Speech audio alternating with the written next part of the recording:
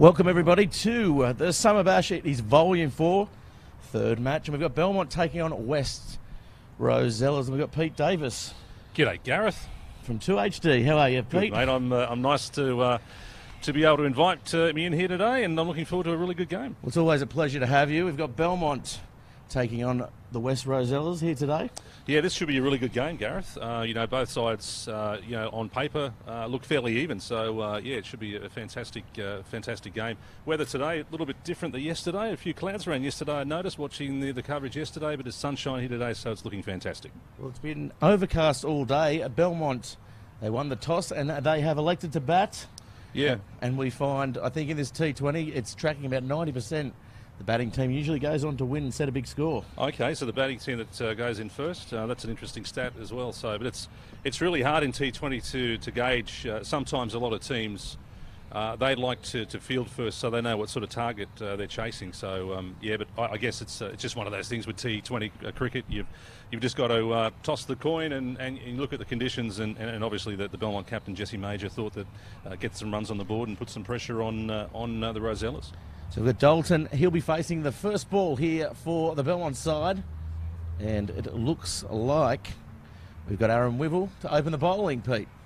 Yeah, Aaron will open the bowling here. And the umpires, of course, today, just to give them a quick mention, Ross McKim, who is at the bowler's end, and we have Ray Kingshot at the other end, the two umpires for today's game. And of course, you're an umpire yourself.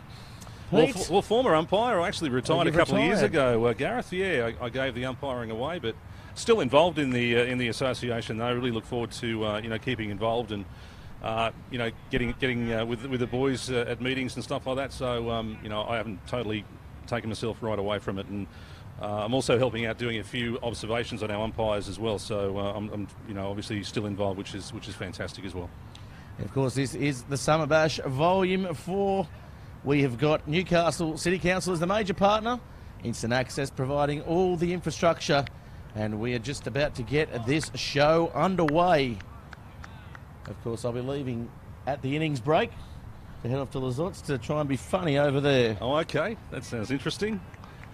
Now, I think we've got, is it Harry Dalton, one of the import players for Belmont, facing up the first ball with Aaron Wivell. I've actually got a bit of information on Harry Dalton for you, Gareth. I've done a little bit of homework before I came here, so I thought I'd share this with our viewers today.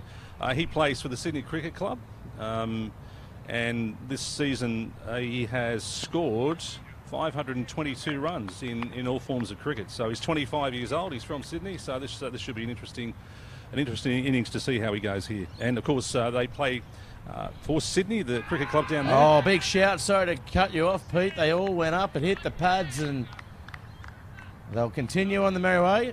They're currently coming fifth in the City first grade, so they're certainly well up there this year.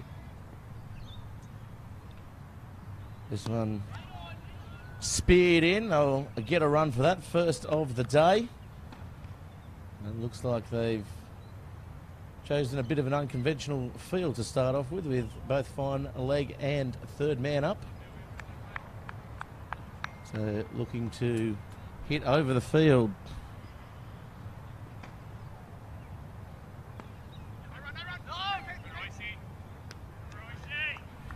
Of course, I suppose the most important thing in T20 cricket is the power play. Get as many runs on the board in the power play as you can, and then sort of build your innings from there. So you've got to be looking at a fairly good run rate nice and early, and then sort of start hitting out towards the end of the innings. And that's what Belmont will try and do as much as they can on the number one sports ground here this afternoon. Well, we saw yesterday wickets in hand, definitely the key in this Summer Bash.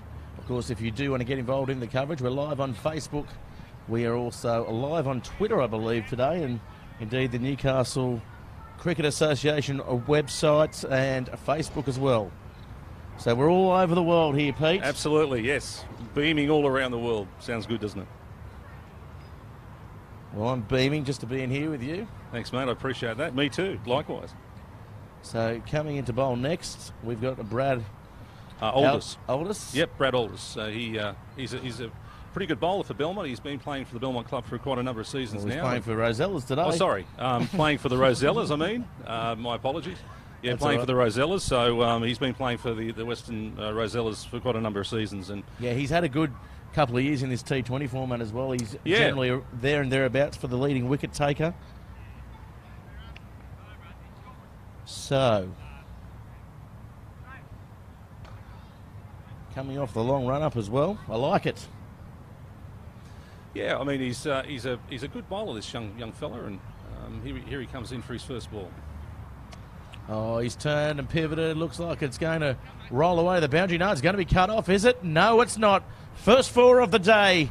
And it goes to the Belmont side out there. Takes them to none to 5. Sorry, I'm just doing a bit of social media stuff as well. You're okay. On the run, Pete. Yeah, that was a little bit short. He probably just needs to pitch the ball up nice and early here, not give the Belmont batters any loose stuff early, because I mean they're going to take advantage of it, particularly in this power play.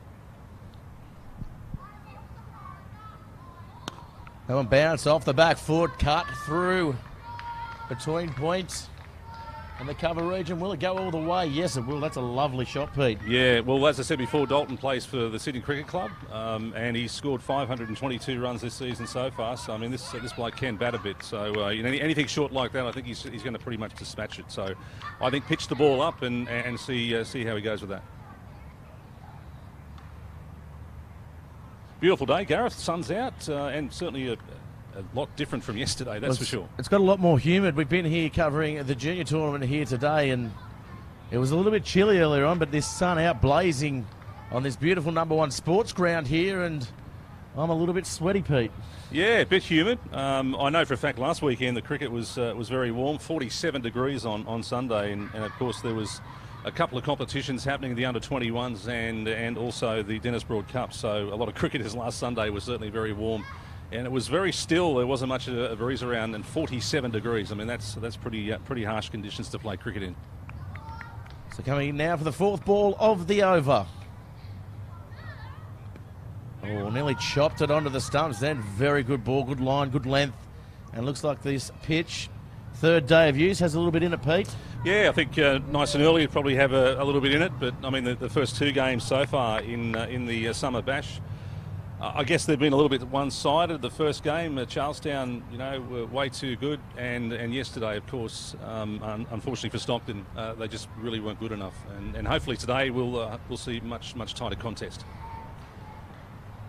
Oh, over the top, and there's a bit of space out there. Coming around is the 3rd man, and cut off nicely. Looking dangerous, though. Yeah, well, it's all about your run rate early. If you can start nice and positively, and as you said before too, Gareth, I think the important thing is to make sure you have wickets in hand. So you don't want to be in T20 cricket. You don't want to be losing too many wickets too early, because that puts a lot of pressure on the middle order and also the lower order as well. So if you can get your openers and your 3 and 4 can come in and also have a good start, that all goes well. That one pitched in and blocked away onto the onside, and that's a pretty good over there. Run rate 5.5. And as you mentioned, the power play's so important. They can get it over the top and get a few of those boundaries and a couple of maximums. Yeah, well, that's when you're looking for it, aren't you? You're looking for those big shots, the maximums, if you can get them nice and early. So that's what they'll be trying to do. But on the other side of the coin, though, the tight bowling from the Rosellas. I mean, that's what they have to do in the first few overs of the power play. There's umpire Daniel Hatz. Yeah, he was umpiring today. He was umpiring earlier on. He's in his camper van. He's cruising around Australia, living the dream. Yeah, it was good to see the kids on Bar TV today. I was watching from home, and of course North Shore went on to beat Hawkesbury in the Ron Arentz final today. In the under-11s, it was really good. Yeah, it was actually good to cover. The skill level was really, really good. I was very impressed coming into it. They played obviously on the shorter boundaries, but there was plenty hit, a couple of sixes. Just batted away there. It was Logan. Yeah, he's just trying to bowl a few darts here. Just keep it nice and tight. Spinners in this game. Although, watching the Big Bash on television, the spinners are doing quite well this season. So it's just a matter of just, keeping your shape, keeping your line and length, and putting the pressure on the batsman as much as you can as a spinner. And again, throwing the dart, almost getting the triple 20. How are you at darts, Pete? I haven't played darts for ages. last time I played darts, to be honest with you, was probably about 4 weeks ago, and my darts game hasn't improved. Well, that's less than ages than me. Yeah, no. I mean, it's a good game. I don't mind a roll of darts, but I just don't play it often enough, and I watch it on TV, but that's probably about it. Isn't it picking up in popularity on the TV? We might be covering it here on Bar TV Sports 2 of the Australian Dart Championship coming up. We're in negotiations for that over in WA. So you guys might be able to come along. You guys are covering all the sports, aren't you? It's fantastic. Kings of live stream media, Pete. Another good over here. They're really stifling this Belmont side with some sharp bowling. Oh, that's over the top that time. Just as I open my mouth, Pete, it goes all the way to the boundary for four. That's a good shot. And, as the pressure builds, the dots build up, you've got to try and find a way of getting runs. And this fella from Sydney, Harry Dalton, he could be in for a long innings here. We'll just wait and see how this all pans out. But at this stage, he's off to a pretty good start. The run rate at the moment is 6 per over after 3 overs, none for 18. And you've had quite a bit to do with the local cricket over the years, Pete. How do you think the standard, especially in this T20, has lifted over the last few years? Yeah, well, I mean, this is a great incentive. Newcastle City Council have got behind it this year as well. They put up some prize money for all the teams, which is a really great incentive, and it gives cricketers a really good opportunity to play a different form of the game too. T20's a lot different than playing just your regular grade games on the weekend, and the variety in cricket these days is really going ahead. So and it also gives an opportunity for our players up here in Newcastle to show their wares too. So it's all goes well for a pretty good competition this year, and let's hope that we can have some very tight matches. Yeah, and I've also noticed as well a lot of young players coming through. A lot of the squads have chosen a few younger players in their sides, which is really good for, I guess, experience and great cricketers coming through. Yeah, well, you've got, as you saw, I think it was on Monday, had Newcastle City playing, and they had a lot of younger players in their team. And I was watching their fielding. Their fielding was very good on Tuesday, wasn't it? Tuesday. You've got other clubs. You've got Charlestown, who are very strong, and you would have noticed there was a lot of younger players in their squad as well. You've got teams like Merriweather have got a few good younger players coming through. So I mean, Newcastle cricket at the end of the day, Gareth, it's all going well for talent coming through the ranks in the next few years. So change of bowler, Chad Akshay has come on. Oh, that's a good ball.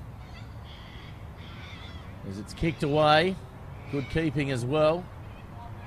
Interesting, he's standing, I guess, mid-range. The keeper there, Ben Chu.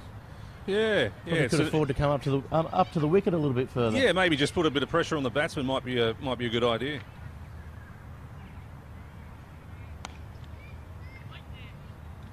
Nice shot off the back foot, but doesn't beat the fielder. Over the top, Ben Chu reaches for it. The thing with this form of the game too, Gareth, the important thing is the dot balls. You start building up the dot balls, and then the batsmen have got to try and find a way to score runs, and that's when a lot of batsmen get themselves out. So a lot of dot balls, and it starts to build up. Out the back of the hand that time, almost finding the space, coming across was Lozcek. And it's all about that rotating the strike in this game too. Once you start rotating the strike. And you start scoring runs on a regular basis, it's funny how the scoreboard just starts ticking over, and all of a sudden you got 20 on the board 1 minute, and then all of a sudden you got 50. Of course, looking at a run a ball, that's a lovely shot. Comes around, oh, he's dropped it. I didn't quite see him for the sight screen there, and it was Royce Owen out in the deep. Yeah, a catch that he really should have taken there. You start dropping them, and that's when other teams really start taking advantage. And well placed at deep mid wicket though. It's good captaincy by King. We're going for the quick one here. It's going to be close. Oh, he's hit directly, and the finger goes up, Pete. Yeah, that was a fantastic throw, and of course they've got their man, the man they really wanted. That was Dalton out. So. That's a very, very good wicket, and that goes to show, good fielding in this form of the game really goes a long way. Look at the replay here, side on, great capturing by our Bar TV sideline boundary camera, and he was well out then. Yeah, we'll see the replay here again. It was just a nice pick-up throw, And normally with direct hits, Gareth, 9 times out of 10 you're gone. So that was a great piece of fielding. So Belmont 1 for 20 after 3.4 overs. Jesse Major on his way out to try and create, I guess, a bit of a partnership here, an anchor role. He's very good at that type of role. Is Major the captain? Well, yes, of course they're not having their captain, their normal captain in the team today, Mark Littlewood. He's not here today. He would normally be captaining the side, so that's a big loss for the Belmont team.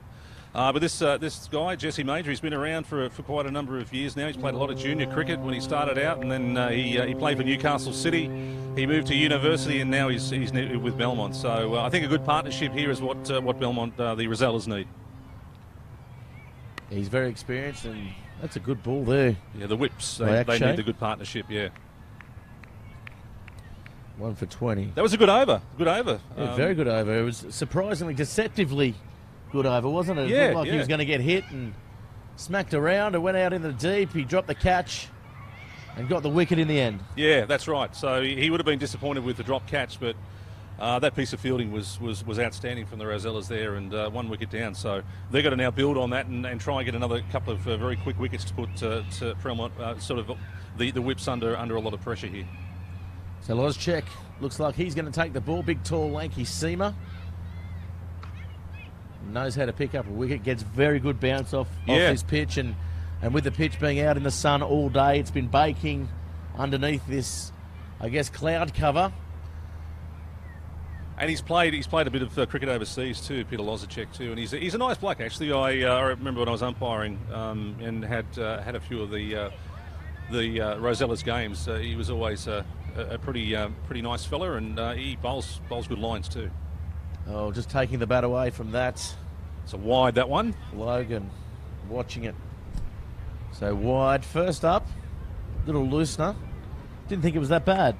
Yeah, it mustn't have been that wide. It was probably on the borderline, I would say. But that's the way it is with bowling. Sometimes your first ball, loosener, those sort of things can happen. Batted down, bit of confusion there. Going to be in a bit of trouble if the throw was a bit more direct. But he got back nicely there. Logan looking a little jittery at the crease at the moment. Yeah, I think he's just trying to look for runs. Again, as I was saying, the dot balls, once they start building up, you start looking for where you're going to score your next run, and I think that's what he's doing. Off the back foot, cut nicely. Third man coming around. Very good. Yeah, that was very good. It was good running too. So that's what you need. You need some really smart running to put the pressure on the fielders. Well, they really need to push the twos, don't they? They're currently at 5 and over. Power play almost coming to the end. Slower ball, it's up in the air. Third man coming, and oh, that's a lovely catch. Back to it. Yeah, that is a very good catch. Yeah, running backwards, very good catch there. So that's their second wicket down the whips. That's and the captain there, King. Yes, 2 for 22 off 4.3 overs. So this is a good start from the Rosellas. They're bowling quite good tight lines. And this is what I'm saying about losing early wickets, to start putting pressure on your middle order. Well, for our viewers at home, that is an extremely tough skill to do. He's turned his back, he's running, eyes never leaving that ball. That is as good as you'll see. It's the concentration you've got to have when you're running backwards, and you've got to make sure that you've got your eyes on the ball and really concentrating on getting the catch. As we know, they've already dropped 1 catch, so you don't want to be dropping too many catches in T20 cricket. So I'll let you read out the score, the famous score. It's 2 for 22. Very good. After 4.3 overs. Of course, it is Newcastle's celebration of cricket put on by the Newcastle City Council here.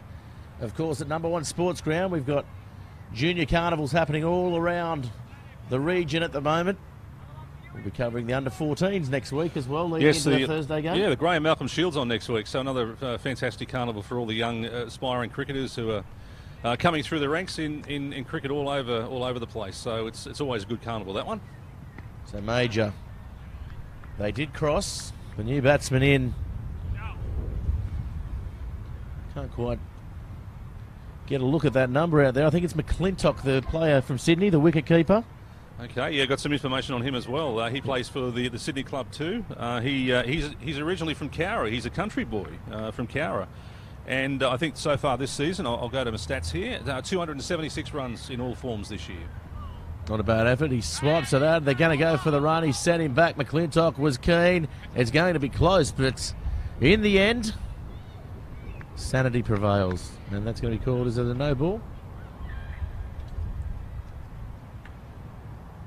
Yes, free hit coming up. Comes that lasso we love, Pete. Yes. That was your favourite move as an umpire? Love the lasso. Yeah, definitely.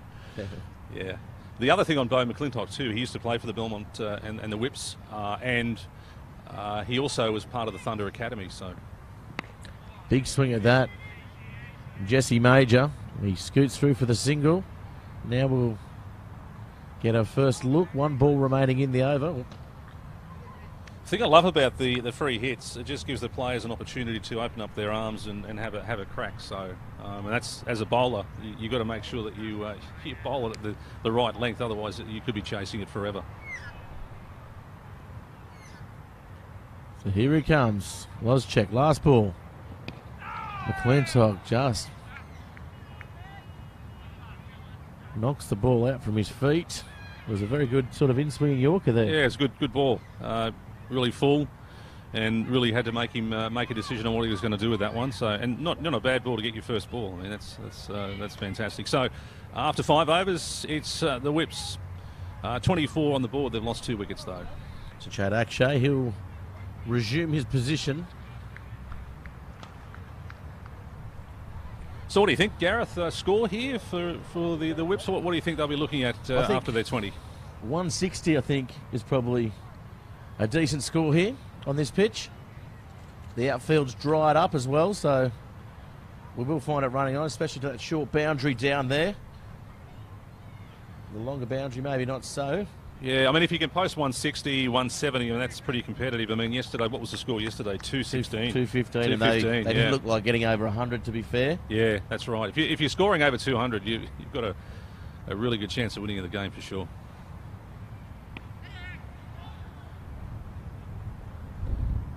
At the moment, they're just sort of prepared to take the singles, and again, as I said, just rotate that strike. Try and face as many balls as you can, but don't get bogged down with too many dot balls. That's the secret here. He's bowling very tight lines, isn't he, Chad Akshay? He's been around for a couple of years as well. Has that looping, swinging delivery.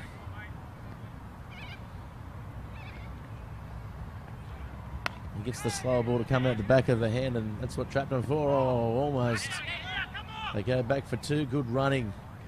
Yeah, there was a little bit of hesitation there at the start, and that would have been interesting to see if there was a hit there. I sort of suspected that could have been very, very close at the bowler's end here. So that would have been a very interesting one, that one, if that hit the stumps.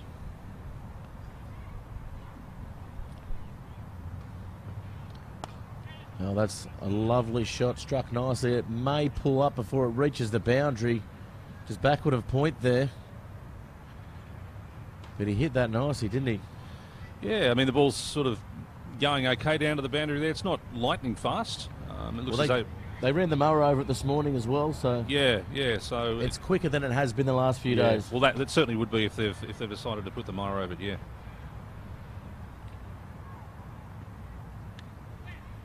That one turned around the corner. Nice placement. They'll look for 2. They'll stay with 1 though. Major.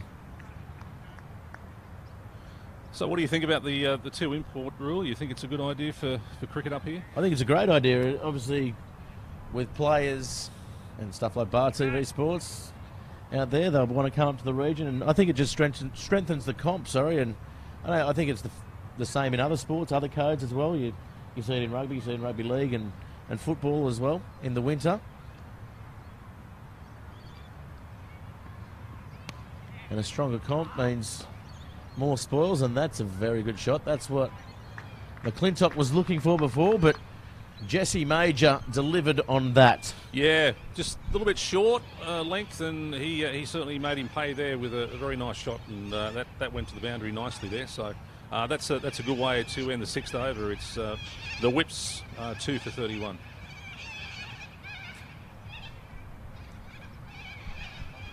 Marcus Haynesworth not playing at the moment. No. He's at a wedding.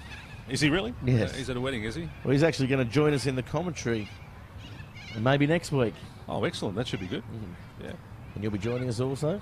Yes, mate. If I can come along next week, I'll certainly. Well, we'd love to have you. Probably Monday I can't come, but well, we're not on Monday anyway. Oh, that's right. Not on Monday, of course. So stay at home. So I'll stay at home Monday. Certainly either Tuesday, or Wednesday, or Thursday will be fine.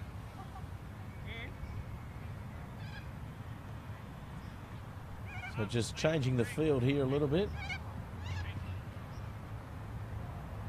2 for 31 off 6 overs.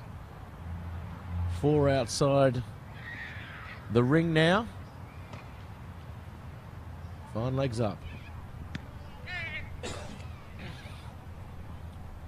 Played off the pads. He's just struggling to see the pink ball at the moment. McClintock? Yeah, he seems to be struggling a bit, doesn't he? Early on in your innings, you've just got to sort of, I think it comes to a case where, when you first go out there, you just have a bit of a look first, and then you sort of start accumulating your runs if you can. And if you get the odd boundary, that would help as well. Oh, cut backwards, and third man's down there.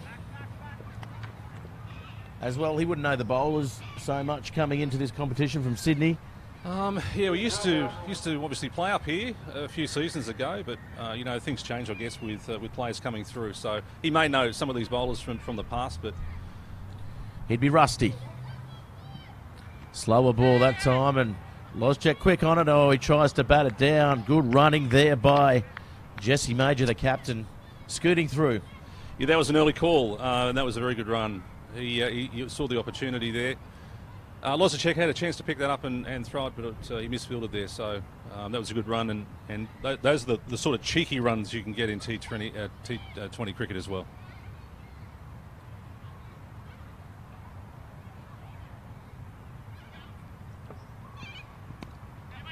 He turns that round the corner, finding the gaps nicely. You're looking for 2 here. Yeah, this is good running.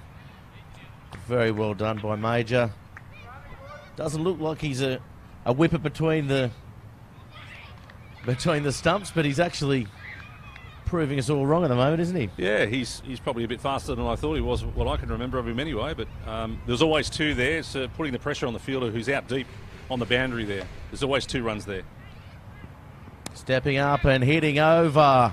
It's not going to find the fence, but the thought and intent was there by Major, who wants to get this score ticking along. But he saw the space, he gave himself some room and went over the top, Pete.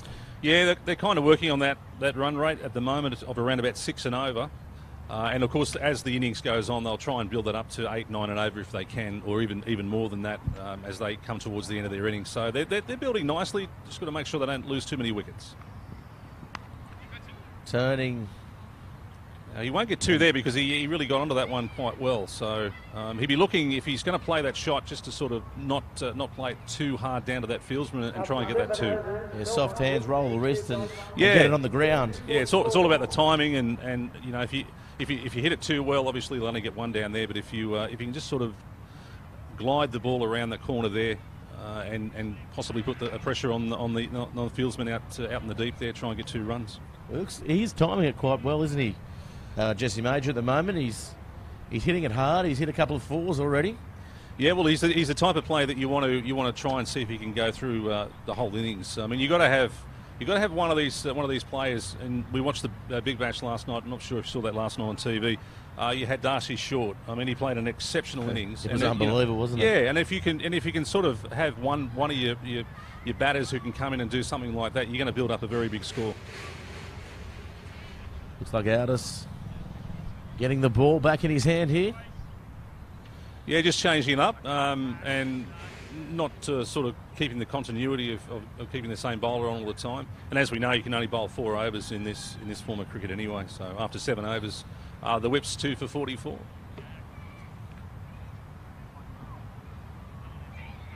A couple of early wickets, but they certainly have seemed to solidify this partnership here, Pete. Yeah, well, the these run rate two picked up as well. Yeah, these two guys. I mean, they want to be there. Ultimately, they still want to be there after 15 overs if they can. If they are there, the score will be certainly building up. Oh, almost finding the edge. You saw there on the screen. At home on Bar TV Sports. Yeah, he kind of played back to that ball. He was kind of caught in no man's land there, and it was a very good first delivery. And again, another dot ball sort of building up. Just making a field change here.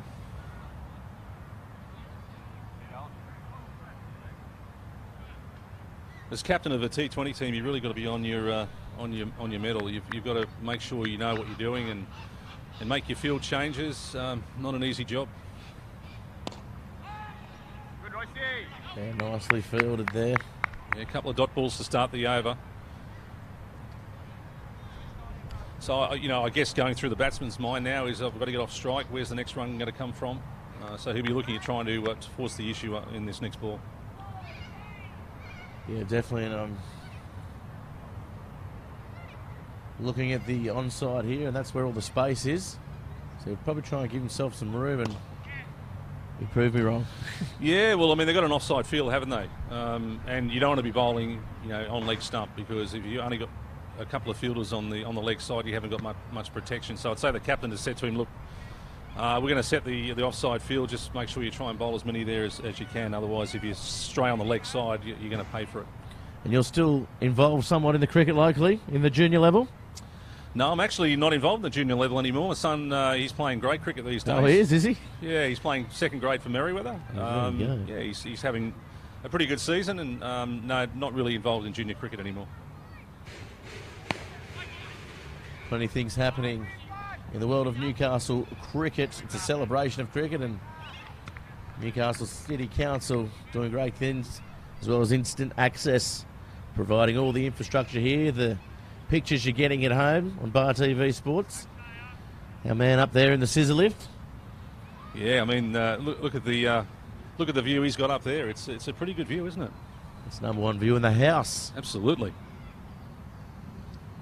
As far as number one sports ground goes, Pete, let's pose it to you. Do you think they should bring more interstate games here? Well, I think there's always been that debate out there, hasn't there? And the only problem I think they find is the facilities and a lot of things. It's a good shot. Yeah, that's nice and fine, and I don't think he's going to get around to that one as it goes over the boundary for 4. Yeah, just straight on the leg side there, and he certainly take advantage of that, Jesse Major, and you can't really bowl there to him, particularly when you haven't got protection down there, so he's really got to get his line right and get him on the off stump. Yeah, getting back to number one sports ground with that type of cricket you're talking about, bringing the bigger games here. I guess it all comes down to, facilities and whatever. That's what they look at, and I think we do have a bit of work to do there. That one cut backward of point there. About what's known as the full slip region. He gets a nice little single, so we'll retain the strike.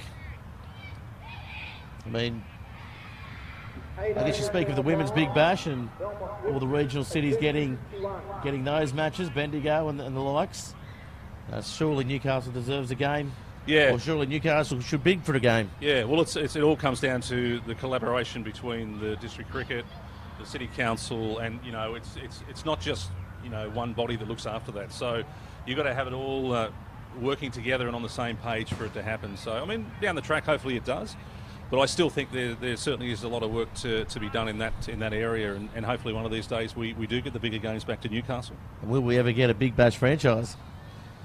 Well, this is a thing, I guess, that they've got to work towards in the future, and games like this, all go well for opportunities for our players to do that. We have, of course, our Newcastle team that goes down to Sydney and plays in a competition down there every year, and that's an opportunity for them to show what they can do down there. So and there's the regional bash as well. Yeah, I mean there are opportunities out there. It's just a matter of getting out there and being seen, I suppose you could say.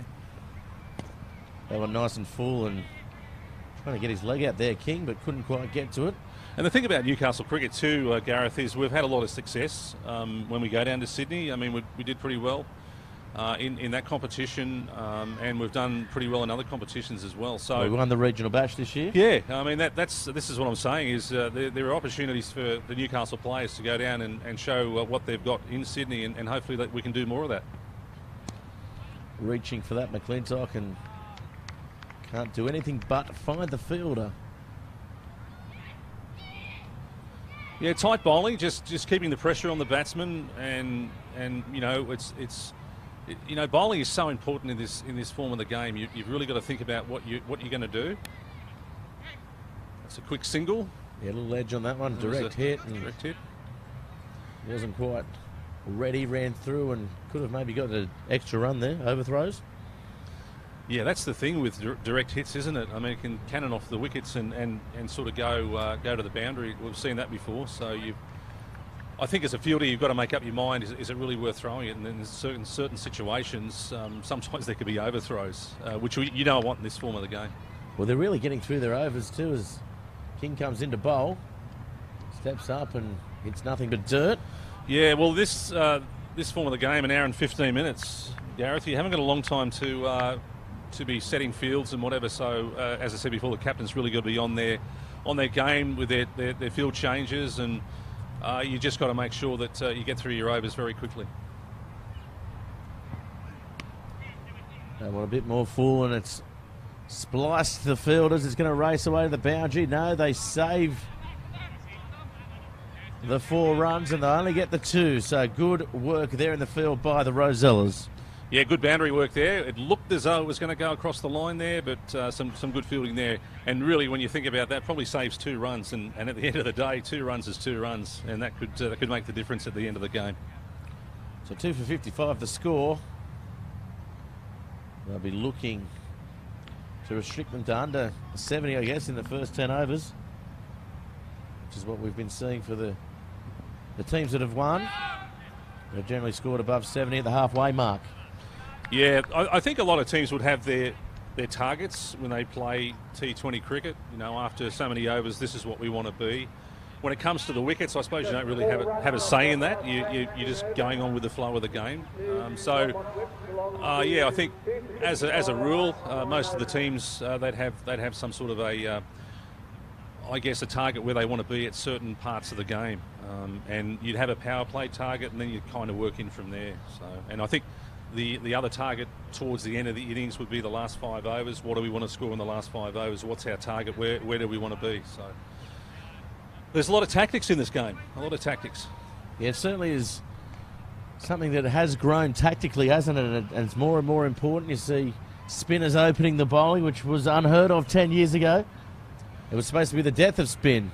Well, that's right. When they started to introduce this form of the games, the T20 format, there's a lot of speculation on how the spinner's going to handle it. Are they going to be struggling? You know, players, obviously batsmen coming out and playing big shots, and it's actually worked in the other way. It seems that the faster bowlers are the ones that they're taking to more so than the spinners. I mean, the spinners do get hit around a bit, but certainly I think the faster bowlers might be the ones that receive the treatment the most. Yeah, definitely. It's a game of control. It's become a game of cat and mouse almost. Yeah, that's right. Now we've got a change bowler here. That's Josh Emerton, who's come on for the Rosellas. And Josh, of course, he's played with a few clubs. He's played for Merriweather just recently, and he's joined the Rosellas. And of course, he was the captain of University many seasons ago. I was going to say, yeah, he's a University stalwart, wasn't he? Yeah, he won a premiership with the University too. So he's an all-rounder. He can bat a bit as well. So he'll be looking forward to getting the bat in hand later on in the game. Can pick up a wicket as well, but that one was a full toss, finding the fielder, not dispatching the delivery. He got away with that one. He probably could have hit that anywhere, and he hit it straight to the fielder. So he'd be disappointed with that, Jesse Major. He probably should have scored at least 1 or 2 runs off that ball. Yeah, straight to gully. He's pegged that one in, hasn't he? And that's along the ground by Major. He'll pick up the single. Yeah, Josh has got he's bowling actually. He's got a really whippy action. You just watch how he bowls. It's just a really sort of whippy action as he comes through the crease. Oh, that was lucky. Almost losing his footing, almost coming out of the crease. Everybody fumbling the ball in the end. Blocked, and they'll take the quick single. Good running. Again, Major calling him through. It's funny, in this form of the game, sometimes it can be like hit and run. You know how we used to play at home? We used to play the old hit and run at home. One hand, one bounce. Yeah, just, see ball, hit ball, run, and try and get some quick singles.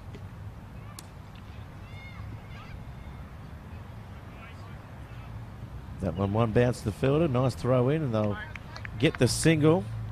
That was a pretty tidy over. Pretty 2 tidy for over. 62. Yeah, after 10. So they're at 6.2 per over at this stage. I'd say in the last 5 overs, they'll certainly be looking at really getting that run rate going. But I think this next 5 overs too, at 6.2, you want to be looking at probably getting up to about 8 and over if you can in the next 5 overs. That gets you 40 runs on the board, gets you over 100, and then you can sort of really, get your scoring rate up for the last 5 overs of your innings. Yeah, ideally they want to be around that 100-run mark, as you mentioned, by the 15th over. And the last 5 overs, you want to be... Yeah, if you can get up to that mark or maybe a little bit over, you'll be looking at setting a pretty good score of, say, 150, 160. So, that'd be a good score to chase here today. So Major on strike.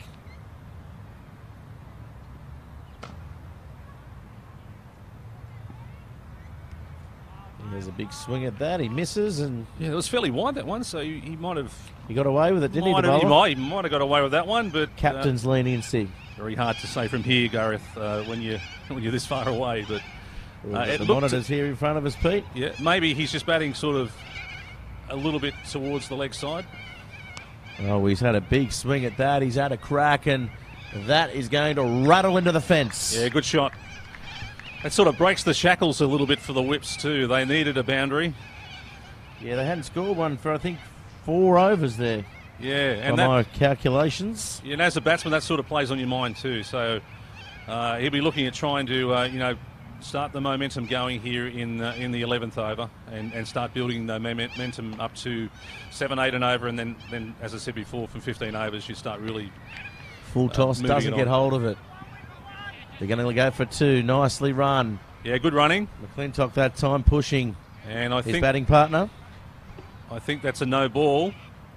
That one is a no ball. So this should be a free hit, I think. And this could be dangerous here for the west side. No, it's not a no ball. I thought he was... Oh, above the waist. Above the waist. Above the waist. The belt ball. My belt's below the waist. Yes. Another good single there. Just clicking the singles over. The odd single, the odd 2, the odd boundary in and over, it makes a difference to building a good score. Well, it all adds up, and they're on track now. Getting up around 7 and over. As we said, they want to get up around 8 and over. And that one's nicely guided down to third man.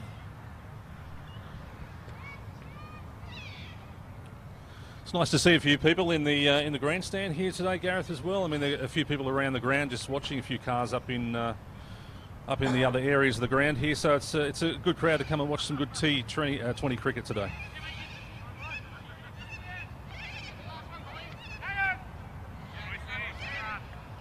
Yeah, definitely the crowd has built off the back of the Tuesday night game, and every day we've had a bigger crowd. Rumours of sausage sizzles next week. Oh, nice. That sounds all right. Better than Bunnings. Yes.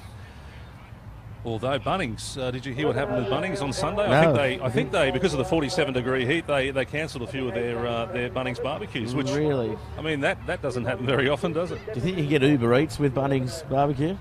What was that? Sorry. Uber Eats. Uber Eats, yeah. You think you get them to deliver a Bunnings sausage to your house? Maybe it's coming. Best sausages in the world. Only in Australia you can buy a sausage at a hardware shop. Absolutely, and as you say, they're pretty good, aren't they?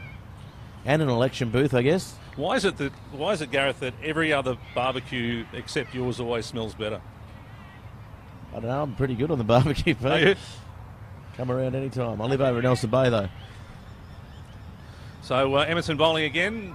He punched that one in as well, didn't he? Yeah, so after 11 overs, the Whips are 2 for 71. So they've only lost a couple of wickets. So this is something they have in their advantage, where you have batters in the shed, and towards the end of the innings, you can sort of really start going for it.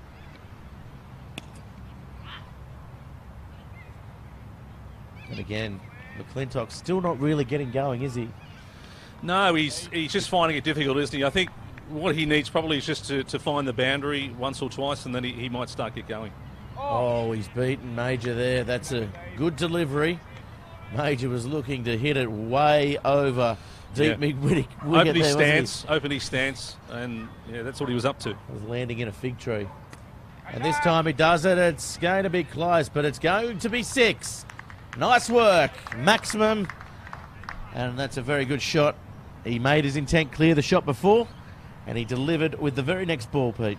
Yeah, good shot. He had a couple of fielders down there. It looked as though when he hit that was going to go down one of the fielders' throat there, but he hit it very well and straight over their head. So that was a good and timely 6 for the Whips too. You know, a few more of those will certainly help the score along, that's for sure.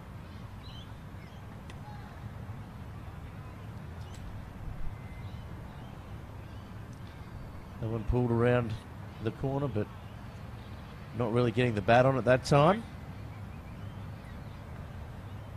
McClintock. What can he do? Nice ball there, right on the crease. Had to really reach for it, didn't he? Yeah, he did. Yeah, and that's you know, you want that sort of bowling, that real good length bowling to put the pressure on the batsman. He's hit that one nice and hard, but should reduce him to 1. Loscheck with a very good arm and whipped into the bowler. Gee, that was a nice sound off the bat, wasn't it? It was. It sounded. That's the best sound I've heard all day. Yeah, me too. That was really well hit. He found the fieldsman there. So after 12 overs, the Whips here at number 1 Sports Ground, 2 for 80. Border Collie out there having a bit of fun in the open space. I just can't believe the difference in the days from yesterday to today. Yesterday, of course, it was very cloudy and got dark fairly early. Today, the sun's out, the light's good, and it's opposite. No excuses today, is there? It's bizarro number 1 here today, Pete. Everything's opposite. I think we've got Lozacek. Yeah, he's coming back on. You can see the big tall pole. He is Polish. Yes. Yes, he's a real tall bowler. And they're just moving the field around here. Just a couple more on the leg side. Just a couple deep on the boundaries. Big windmill action, Loscheck. Actually did the toss today. King got here a little late. Now, I think what's going to happen here is Jesse Major, after we saw the last over, he'll be looking to give these fellas on the boundary here, on the leg side, a bit of work here, I think. He'll be looking, I mean, there's runs down there all day, so if he just wants to maybe get a sneaky 1 or a 2, that's what he'll be looking to do. And that one goes where the gully would normally be standing and down to third man. Yeah, there's always a run there, so there's plenty of options here for them to just keep rotating the strike and you know, just make sure they keep the runs ticking over here.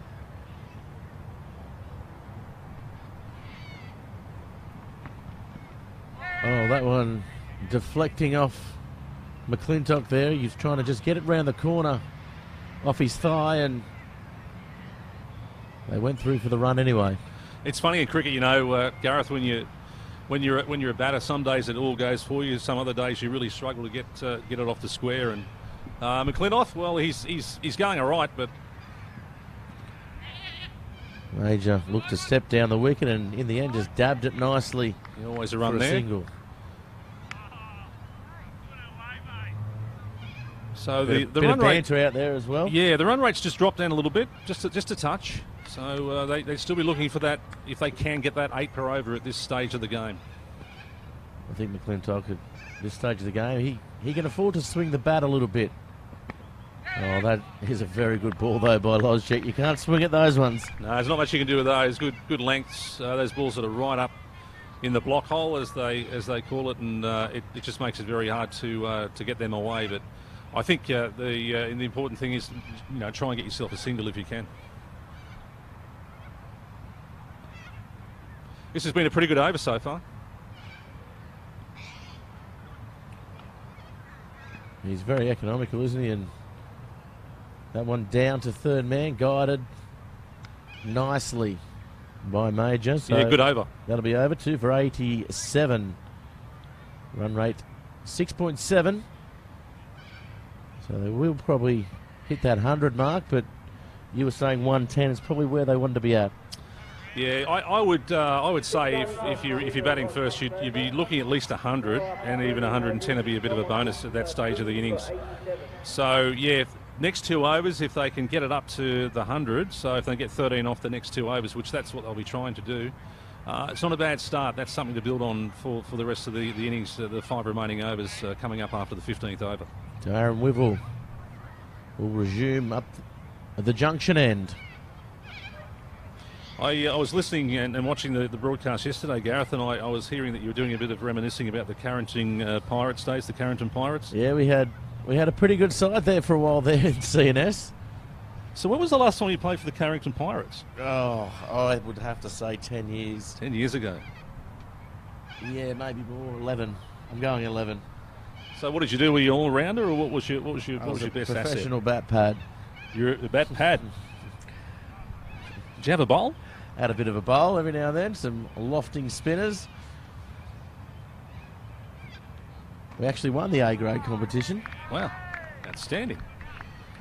And of course you made a good contribution. Had a bit of an... I was 12th man that day, Pete. 12th man, right. But I did walk the plank back at the pub. We used to have the team song, What Would You Do with a Drunken Sailor? So it would have been a big night that night. Big night. It was normally a big night the night before, to be fair. Did you remember the night after that? I don't remember many nights, Pete. No. And I'd like to keep it that way. All right, McClintock. I'll be at Lazot's tonight if you was out there bored at home. So what time do you hit the stage tonight? I think about 9:15. 9:15. And what's your regular show? How long are you on the stage for? Oh, but it's a showcase. I'm only on for 10 tonight, which is probably the most any audience can stand me anyway. Okay. Short, sharp and sweet, as they say. This is a good over so far. They'll give me 10, I'll go on for 40 and show will be over.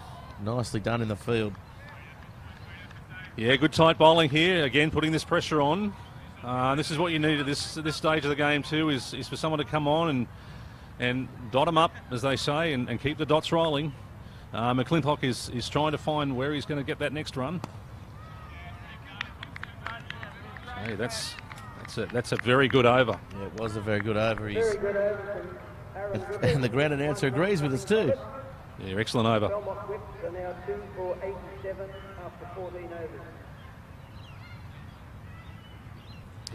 Well, I guess, the Whips have got to make a decision here now. It's 14 overs gone. They've got 6 overs left. They've still got plenty of batters in the shed.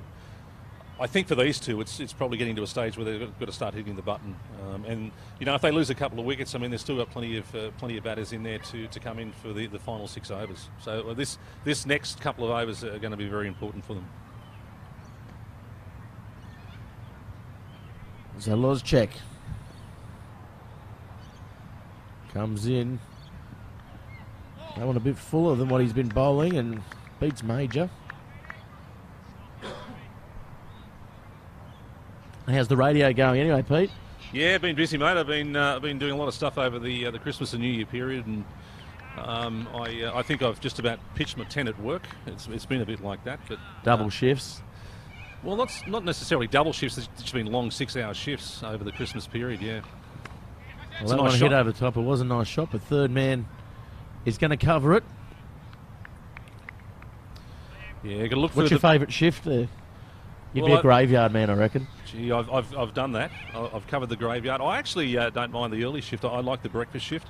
Just getting up nice and early, get a nice early start to the day, and an opportunity to get home fairly early in the day as well, and have a chance to go and do a few things. That one around the corner. And how's Richard going? Haven't spoken to him for a while. Richard's going well. As you know, he's gone through a bit of a period with his health with cancer, and he's had a bit of treatment last year. He's had a bit of a break. He's been off for about 3 weeks now, and he's back on Monday.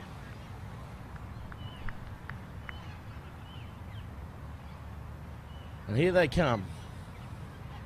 Stepping down the wicket and Again, that third man area is the go-to for the singles, keeping them ticking over, and they may not get to 100. Well, they seem to be quite contentious to bump it around and get the singles at this stage. Well, they might think 140's a good target here. Yeah, I mean, 140 is still a pretty good target.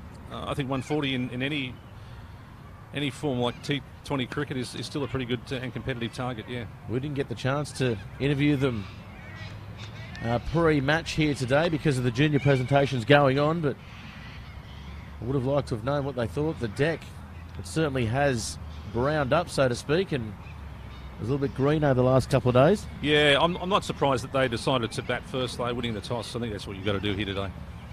That one a bit shorter, and it's pulled around the corner, but it's going to be cut off. Not quite connecting as he would have liked. It's a misfield. Yeah, they're going to come back for two. Good running, good awareness by McClintock. Still can't find the middle, but still ticking those runs over, Pete. Yeah, 15 overs. The whip's 2 for 93, and that's what I was saying about putting the pressure on the fielders. And that's what I think they need to do a bit more is run a bit harder, run that first run hard, and look for that second run, put the pressure on the fielders. And that's, generally what happens is they take their eye off the ball. They used to say, Gareth and I was playing cricket as a youngster many, many years ago, never run on a misfield. But I think in that situation they had an opportunity, and they took that opportunity with two hands there.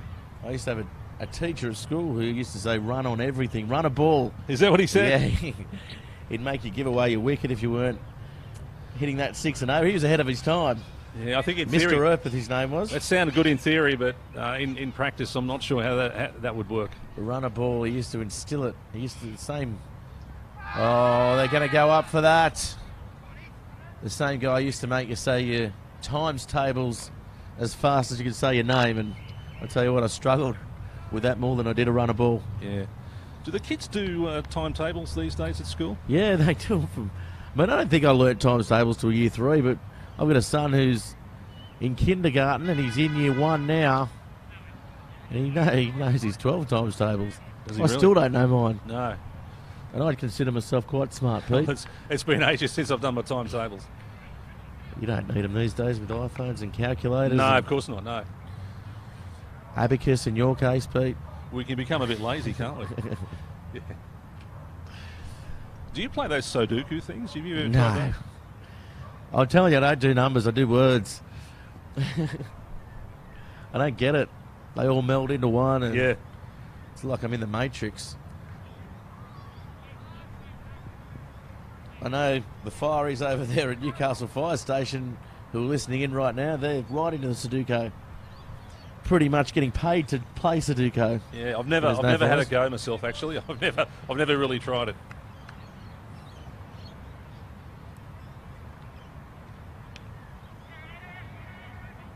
Yeah, good running again. Major's really doing well to rotate the strike. 2 for 96. We're into the 16th over. Yeah, this has been a pretty steady over again. And I was just about to say he looks like he's going to get impatient, and he didn't get impatient. He hit a very good stroke, and that's a 6. Yeah, well, I think if you're going to be hitting the maximums on this ground today, as you can see where the pitch is situated in the square here, that's the shorter of the boundaries here today. So that's the reasons why I think a lot of the players are certainly heading that way, and that's what they need to do, don't they? Score a few more of those. That one's chipped over the top and safely in the fielder's hands there. Apart from the boundary there, that was a fairly tidy over. 16 gone. The whips are 2 for 103. So, I think now it's time to really press Turn the screws on. Yeah, I think press the button now and start to really try and find as many boundaries as you can. Keep the strike rolling over, and I mean, I think with this form of the game, you don't want to be at a situation where you got 2 down. You've only got 140 on the board at the end of 20 overs. Well, do you think they can get over 140? It's it's going to be a tough ask. I think with only 4 overs remaining, it's 10 and over. Well, I mean, there's a couple of fellas in their batting lineup who can hit a pretty good ball. So they've got to come out there first, Pete, and McClintock's really not seeing them, so he has to really start, I think, throwing his bat at this. Yeah, and I think with this stage of the game too, with 4 overs left, what they normally do in a lot of the T20 stuff is they start rotating their batting around. So in other words, they go, okay, we've got to go and get some big hitters in now. And that's what I think you'll see the Whips do. They'll bring a few big hitters in shortly. That's a good line there by King, right up. It was a Yorker. He had to dig it out and restricting to the single, so 1 run so far off this over. Yeah, he's a good cricketer, this bloke. He impresses me every time I see him play. McClintock takes a big swing and no run in that. So dot ball, valuable as they say, more valuable than Bitcoin. Yeah, Bitcoin. I've heard about this Bitcoin. It's like Monopoly money, is it? But it's online. I've never really looked into it. I've heard a lot about it, but I've never really been down that road.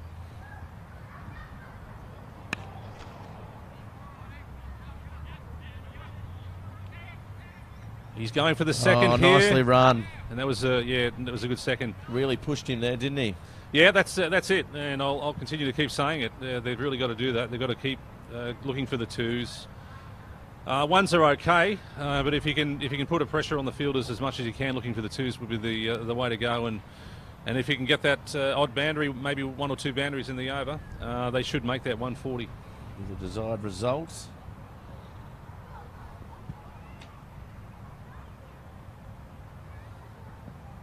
That one full and over the top. There's a fielder out there. Yeah, they'll just get a single there. It's a mid-wicket.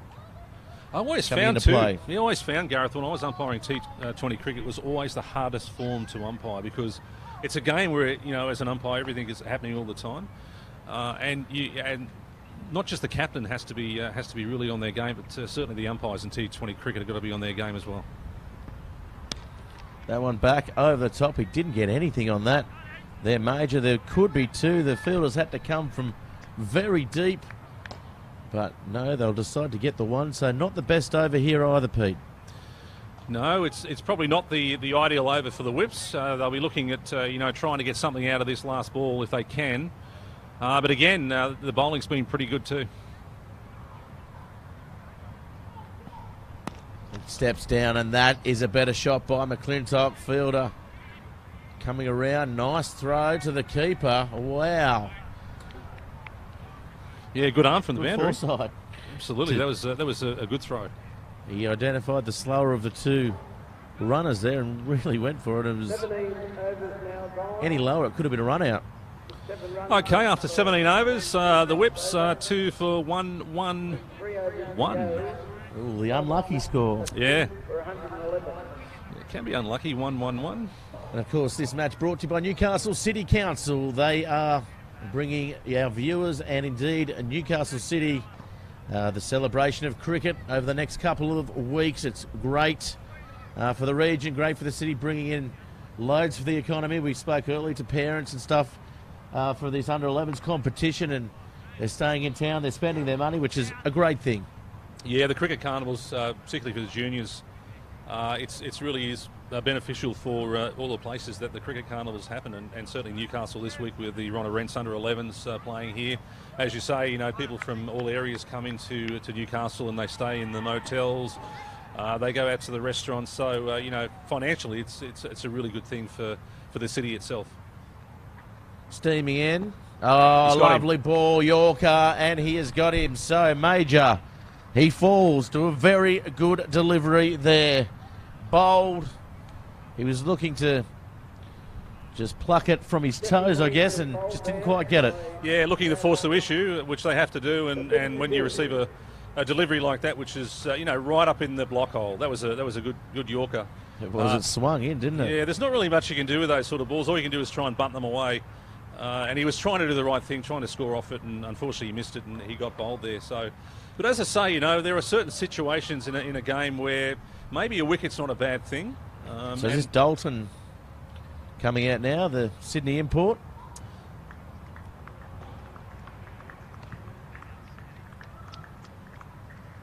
Sorry to cut you off there. Yeah, that's okay. So what I was saying was sometimes a wicket can be to your advantage if the two batters out there are struggling. So it can come to your advantage to get a new batsman in there, free their arms, and all of a sudden, the scoring rate starts to gain momentum. So it'll be interesting to see how he goes here with the first ball. So Aldous coming in again. Good wicket. And he goes for it straight away. So the intent is clear. They need to get runs. A little bit of a misfield there. They get too comfortably. Yeah, that's it. And that's what they need to start concentrating on at this time of the innings, is to get a few of the hitters out there. You just got to take risks. That's what it's all about now, is taking risks. Fair enough, you might lose a few wickets, but you might also score a few maximums and score a few runs to really build up that score. So steaming in again, he certainly hits the crease hard, doesn't he, Aldous? That's a good shot, beating the fielder. Looking for the overthrow run, but they won't get it. And as you saw in the first game of the Bash, Newcastle City, fielding is so important in this game. You've really got to be. Well, that was yesterday's match, yeah. The Newcastle City. Yeah. You look at the fielding, and it really makes a difference. If you have good fielding, you cut off a lot of runs. It puts the pressure on the batters, and that's what they did. That's what they achieved, is to really put the screws, as they say, in the field. So they really suffocated them yesterday, and they just couldn't get out of it. Yeah. And being a young team too, I mean, that really has an advantage too. It was impressive. And if they can stick around, they'll be threatening for the next couple of years. I think they're sitting third on the ladder at the moment, City. Yeah, they're certainly up there. I think I looked at the ladder. I think Merriweather leading first grade. I think then we got Wests, and then I think those teams are sort of in the top four. I think Belmont are running fifth at the moment. So yeah.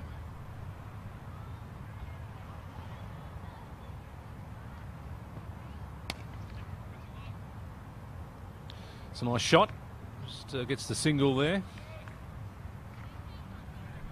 Yeah, lovely shot. Yeah, looking about 140 here, Gareth. I think 140 that'll be certainly where they're aiming for at this stage. Anything over 140 here would be a bonus. As Aldous comes in, last ball of the over.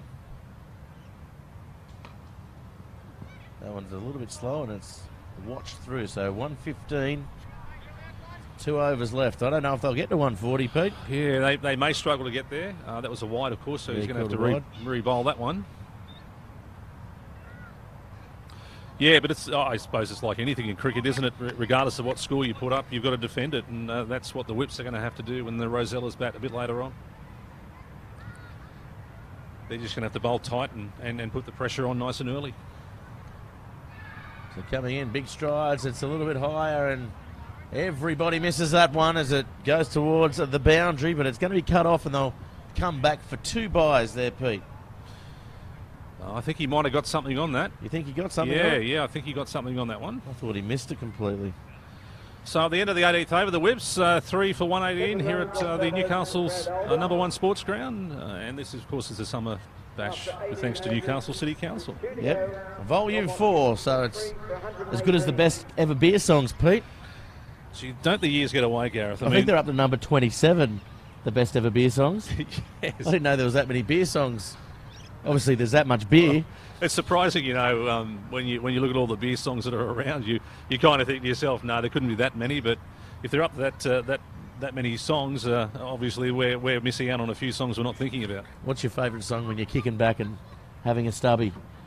A lot of people ask me this question. They say, Pete, what's your favourite all-time song? And that's French Cart, good shot. It'd be one of your shots, wouldn't it, Gareth? Yeah, that's exactly how I play, Pete.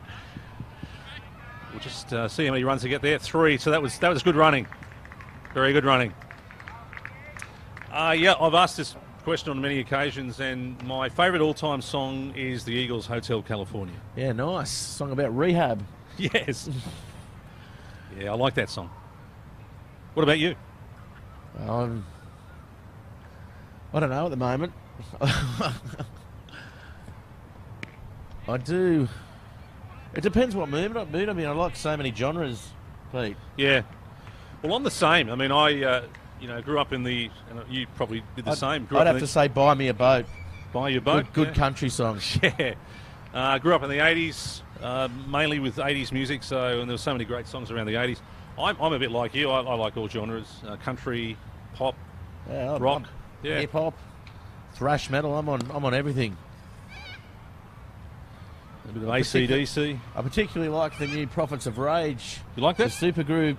Yeah. With Chuck D's, Be Real, and the Rage Against the Machine band. Yep, I've heard of them. No, but I mean, like, I love Bob Dylan. Obviously, Rolling Stones, probably Rate. Big BB King fan.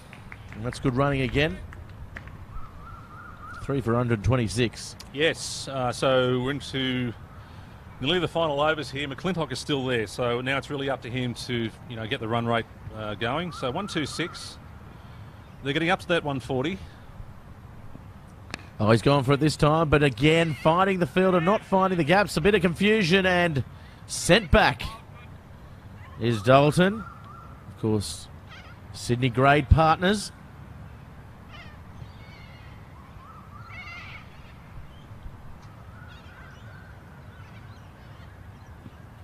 He swung at that one. This time he has got something on it, but there's a fielder out there. Oh, lovely catch. And McClintock didn't really get firing. He almost went the distance, though. 4 for 126. And now, at the end of the over, this is going to be a tough ask to get to 140. Well, they need 14 to get to the 140. So, yes, it will be a tough ask. And I think his innings there, he'd be fairly satisfied in a lot of ways with that. But I think, I think he probably would have thought, well, I was out there for a number of overs. I probably should have scored a few more runs than I did there. So, but again, he was trying to force the issue with them, and that that's what you need to do. You just got to take the risks, and in this last over, they just got to really swing the bat and see what they can score.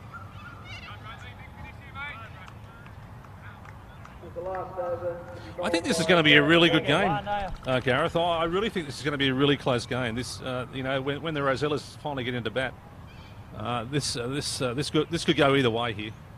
Yeah, they bat down the order, though, the Rosellas. So I wouldn't mind thinking they'll try and get off to a pretty brisk start. They'd be happy, I think, with 4 wickets down after 10. And I think they'd be confident they can chase this score down. Yeah. Well, that was a leg by there. How would you like to bowl the last over in a T20 game? I'd love it. I thrive on pressure, Pete. I'm just about to go stand up in front of 500 people. Don't talk to me about last over. I'm absolutely wrapping on the inside. And that one turns around the corner again. It's been where the majority of runs have been got by this Belmont side. I think when you're watching the television, you're watching the Big Bash there, and you see who's bowling the last over in the innings, and I always think to myself, the bowlers are on a hiding to nothing, aren't they? I couldn't think of anything worse. And the MCG, Chris Lynn, just opening up his arms, and 6-6-6, wide, 6-6. And that's a swing. Well, that's a good ball. That's what Darcy Short was doing last night, wasn't he? 6-6-6. That was unbelievable, wasn't it? Yeah, gee, he times the ball well, doesn't he? He's actually, you mightn't know this information, he's actually part of the Indigenous program. Oh, yeah? Yeah, and I think he's going over to play in the Australian Indigenous team in England. And did you have something to do with that? Is that? Yeah, my son's actually he's part of the Sydney Thunder Indigenous cricket team. Yeah, so. That's a good effort. Congratulations to him. It's a really good achievement. Yeah, well, they're trying to get together an under-23 team at the moment to build on the future and the pathways. Yeah, the New South Wales Impartia Cup team. They're looking towards the future, so it is heading in the right direction, which is really good to see, and a great opportunity for Indigenous cricketers as well. 100%. So, second last ball of the innings. That one full toss and hit to the fielder. So again, not finding the boundary. So they're not going to get that 140. They will most likely get a couple of runs off this. They'll be trying for the maximum. Do you think they can do it, Pete? Tell us what you think. You just back it in, don't you? In this game, anything can happen, and that's what you're going to be trying to do is to get either a 4 or a 6 here to finish off the innings. 130, maybe not enough runs. Swinging at it over the top, and they're going to get two safely, you'd imagine. Yeah, they do, and in the end, 4 for 132 off 20, Pete. What were your highlights? I think the highlights was the West bowling. Yeah, I think they particularly bowled. Lozchek. Yeah, they bowled pretty well. I think their fielding was fairly good as well. I mean, I think they dropped at least one catch that I can remember. So and they certainly, I think they bowled the tight bowling you need to bowl in this form of the cricket, and I think that's what they did. They had, if you looked at the innings and you looked at the dot balls, which obviously we haven't got the facilities here to do that, but you'd be amazed at how many dot balls was in that innings actually. Yeah, certainly was, and that is the first innings from the Belmont side. 4 for 132, run rate 6.6. So the West Rosellas will be chasing 133 for victory. We'll be back in about 10 minutes with Pete Davis. I'm going to head off, but thanks very much for filling in. And no, not my pleasure. Nice to be here on Bar TV, and we look forward to the next innings. And I suppose down there at the Lozots, they're looking forward to you getting on stage and doing. I don't know stuff. about looking forward to it, but hopefully they have a good meal. Thanks very much. Minutes.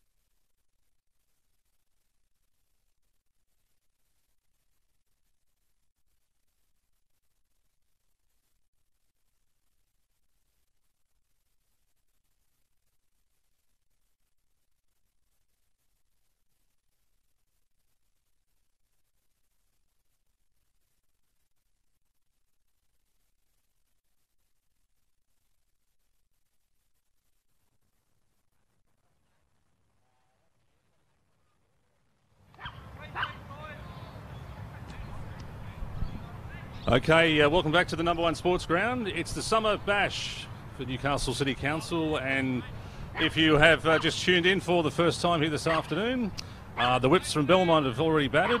Their score was 134. 133, and we have the Rosellas with 134 to win. And joining me in the commentary here this afternoon is one of my former colleagues in the umpiring ranks, Graham Bruce. Good afternoon, Graham. Good afternoon, Pete. Nice to see you here on a nice sunny day. It looks good, doesn't it? It looks very good indeed. I think it's the best that the ground has looked for a long time. Okay, well, we've got Belmont bowling, the Whips, and there's a quick single to start the Rosellas innings off here. Now, I guess the score, when you look at it, 134 to win. Graham, I'd say that the Rosellas, they'd be pretty confident trying to get that score. I would think so. They're the position that they are on at the present time. I think that they'd be very confident of getting that particular score.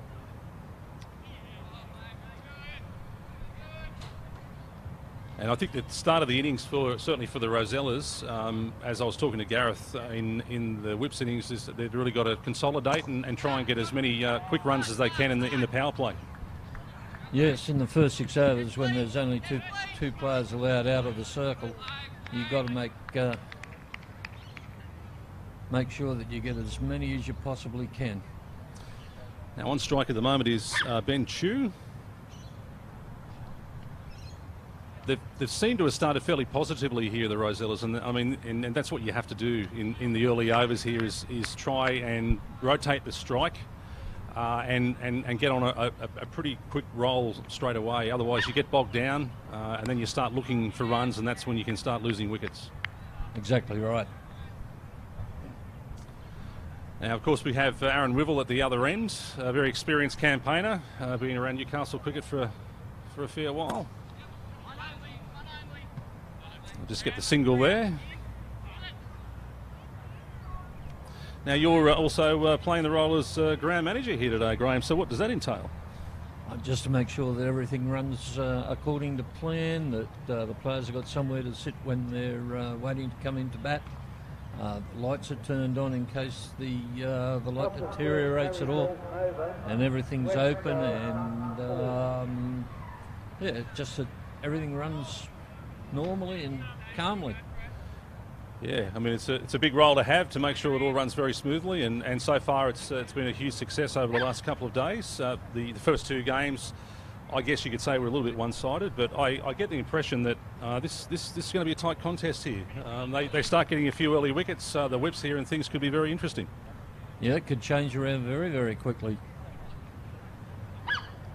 And I'm looking forward to next week, to the game between Merriweather and University. I think that'll be a very, very good game. I think there's some really good games next week too. So yeah, you're right. It's going to be a very interesting context next week as well between both of those teams. So it all goes well for another really exciting few games at the number one sports ground next week. Well, that was a nice ball to start out. Sort of a nice length from Bailey. You'd be happy with that first delivery. And of course, after the first over, the Rosellas none for 3. As I was saying to Gareth, I think in this form of the game, you just got to sort of build up your runs as the overs go by and build some sort of a run rate. I think with the Whips, they kind of got a little bit bogged down in the middle there. But anyway, T20 cricket, you just never know what's going to happen. Oh, dropped him. There's a caught and bowl chance there. They're you know, they can be very hard. You sort of in your action, you're coming out of your action as a bowler, and all of a sudden the ball's coming towards you. Exactly. You've got to have good reflexes, and some of those stick sometimes, and other times they don't stick like that one. They just pop out. Yeah. I think this concept is very good too, Pete. That the NCC have put these games on during the week at twilight. I think it's a great idea. Yeah, I mean, it's a great attraction for people to come down after work as well, and come and watch their teams and support their teams too. And I think as the tournament goes on, you'll see a lot more people coming along and enjoying this form of the cricket, which I think T20 is sort of taking over the world. You look at what's happening on television with the Big Bash. It's just exciting stuff. Last night's game, very exciting, a lot of hitting, and that's what T20 cricket does for you. It's a great concept, isn't it? Absolutely.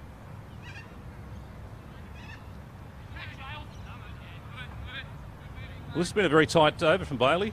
He's bowling good lines here. He's finding it very difficult, the batter here, to get it away. Wibble. He's obviously trying to get that strike and rotate it around as much as they possibly can in the early overs. So, well, they better start scoring some runs. At none for 4 off 1.4 overs is not the best, especially when you're in the power play like this.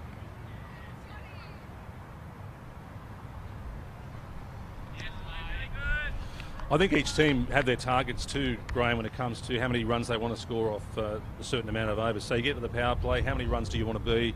That's our target, and then they kind of build from there. I think that's how they, with the tactics of this game, is how they structure what they're going to do. Sometimes it's probably not going to work out because if you lose wickets, things become a little bit tighter, but you've always got to have some sort of a game plan. You do, yes.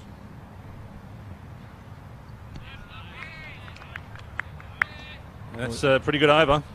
Well, he certainly swung a lot, but didn't connect all that well. Yeah, it's the old saying, isn't it? Get the bat on the ball as much as you can to give you an opportunity to score runs. And when you're not actually hitting the ball, it makes it very hard. So after 2 overs, the Rosellas are none for 4, chasing 134 for victory.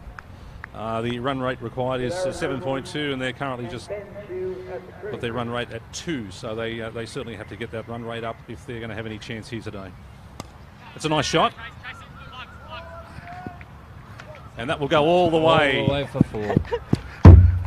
Yeah, good shot there, and that's what they needed, a well-earned boundary there from Ben Chew.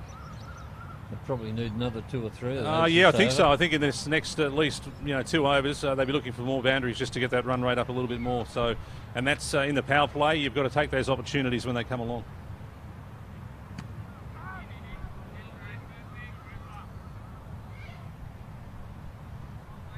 So this is Cooper.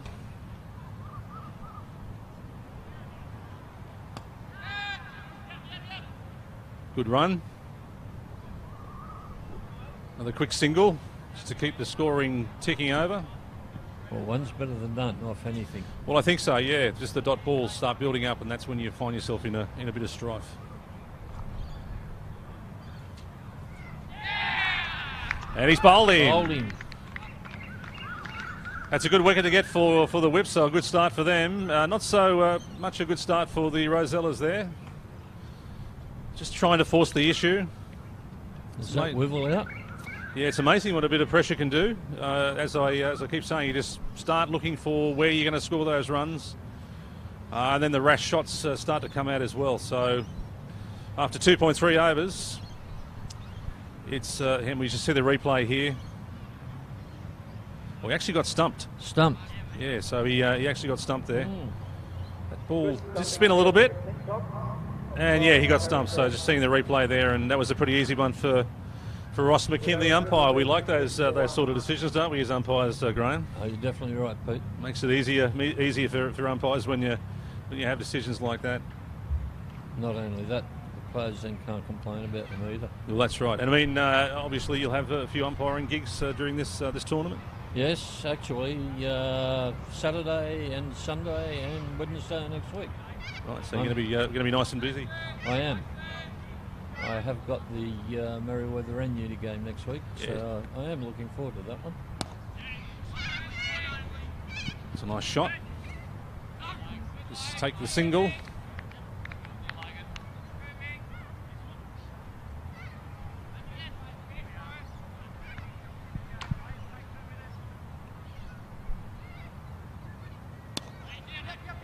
This is always a run there.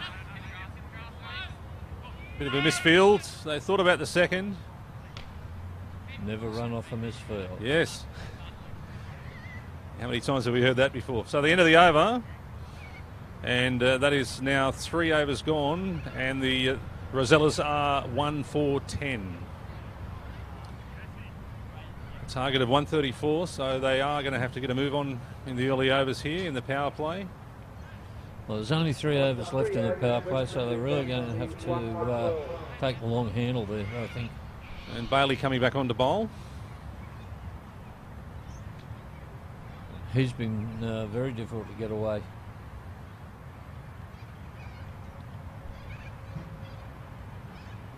So Chew on strike. And that's down the leg side. That'll be a wide. So that's one more to the scoreline for the Rosellas.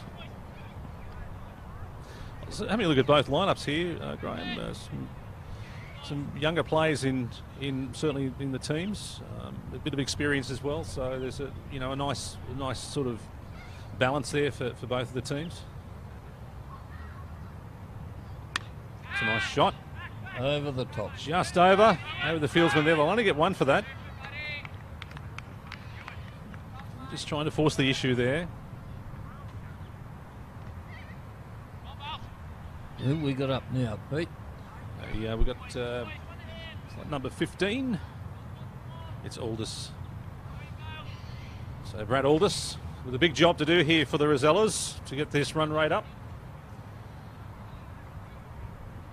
I think as a batsman at this time of the innings, you're thinking about where you're going to place where you're going to hit the ball, where the fielders are, where the gaps are, and you're trying to aim as many balls into the gaps as you can. Look for the twos, run the first one really quickly. There's a lot involved in cricket, Graham, isn't there? You've got to really think about it. You do. That's a nice shot. It's a very good shot. And that may have went all the way. It was. So that's a maximum from all this. That's a nice shot, and 6 very valuable runs for the Rosellas, and that moves their score on to 20. Well, I was going to say, Pete, that the 2 players out are both on the offside. So if you get it over the top on the leg side, which he did. Quick single, and pressure on the fielder there, yes. And they're going to make that into 2. So a misfield there, and it was only going to be 1 run, but made it into 2 runs. So that was good. I think that may have been, is that Ray Cooper down there who misfielded that? Looks like him. Yes, I think as you were saying before with the field placements, I mean, I think with Bailey's bowling here, he doesn't want to stray to the leg side here. He's got really no protection on the boundary. That's a good ball on the offside. The captain walks up to you, Graham, and says, I'm going to set an offside field. Make sure you don't bowl anything on the legs. And if you do, I mean, you actually pay the ultimate price. And I think with that 6 there, he did pay the ultimate price. He just strayed down the leg side, and Aldous take advantage of the opportunity. As Bailey moves in. That's in the air. This could be caught by the bowler, I'd say. And yes, he is out. So Aldous. A little bit of scoreboard pressure here for the Rosellas, and they understand that after the 3.4 overs, losing another wicket, 2 for 22. Their run rate is just over 6. Run rate required is 6.7. So they're not going so badly, but it's losing the wickets that certainly slows your innings down as well. So that's one thing they're going to have to really work on. I think partnerships, as we know in cricket, partnerships are always very important, and not just in the longer form of the game, but certainly in the shorter form of the game too. If you can get a good partnership together, and if you can get a partnership of, say, 10 overs, it certainly makes a difference at the end of the day. It does. You get to know your running aspects with your partner. You know the speed of your partner. You know how far you can push your partner. Okay, we have new batsmen coming in.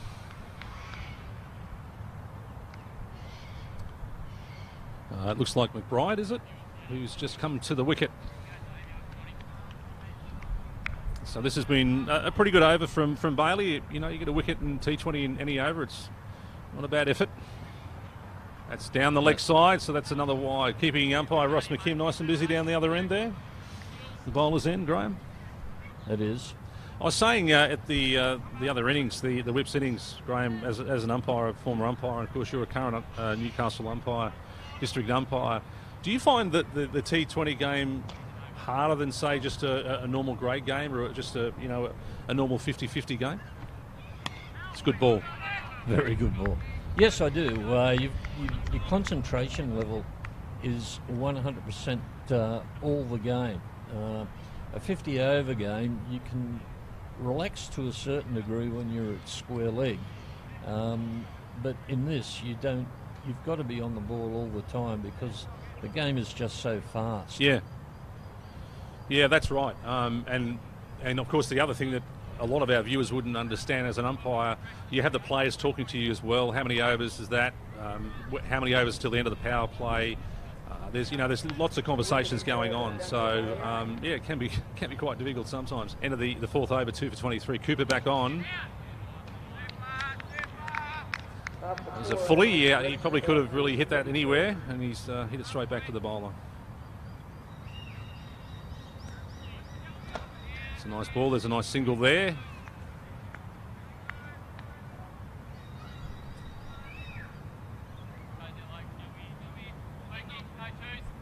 So the Rosellas. Pretty tight bowling. The spinner's doing a really good job, isn't he?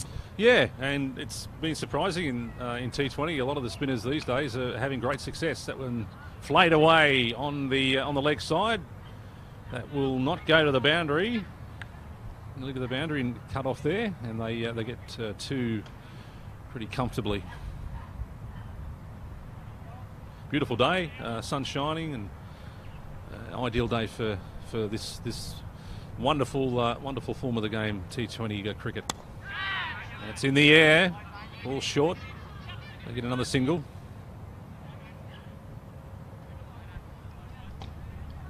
So when the Whips scored the 133, Graham, what was your thoughts? Did you think that it was going to be enough, or do you think it was going to be a really tight game? I thought it'd be a really tight game, Pete. That's down the leg side. There's a big shout there. Shout for stumping. He was back in time. He was just back in time. Yeah, I thought 133 would be a pretty competitive sort of score. Here's the replay. Goes for it, and he had his foot down, obviously. Yep. Umpire Ross McKim says not out, so he survives.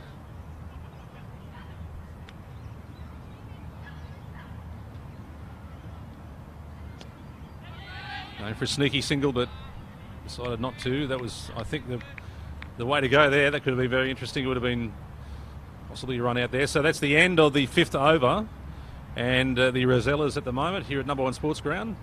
This is the Newcastle City Summer Bash.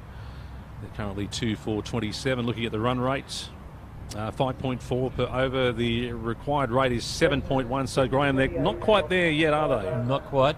They've only got 1 over left in the power play. They've got to really find quite a few runs off this over before the field is spread out.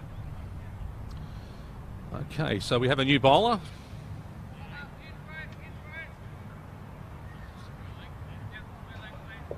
Coming on from the northern end of the ground.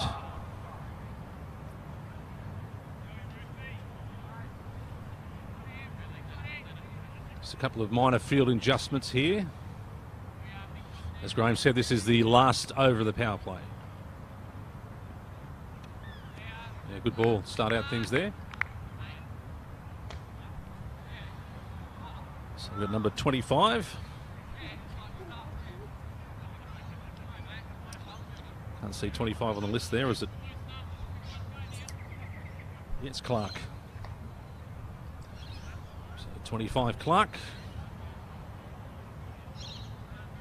Nice ball to start things out. The 2 dots. The dots building up for the Rosellas.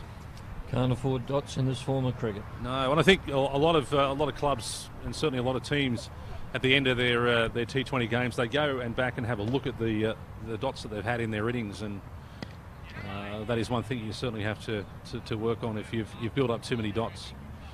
Just a single there. I just don't think the singles are going to do it at this stage of the game. They're going to have to really try and press for the 2s and look for the boundaries.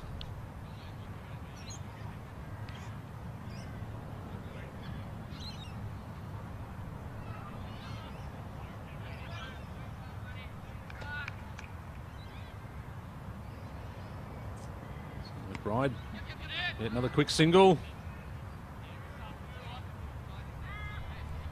I was saying to Gareth in the first innings there, it reminds me of this form of the game sometimes, like when we used to play hit and run home. You know, you used to hit the ball and just run. And I think with T20 sometimes it can be like that, can't it? It can be. Okay, so moving in.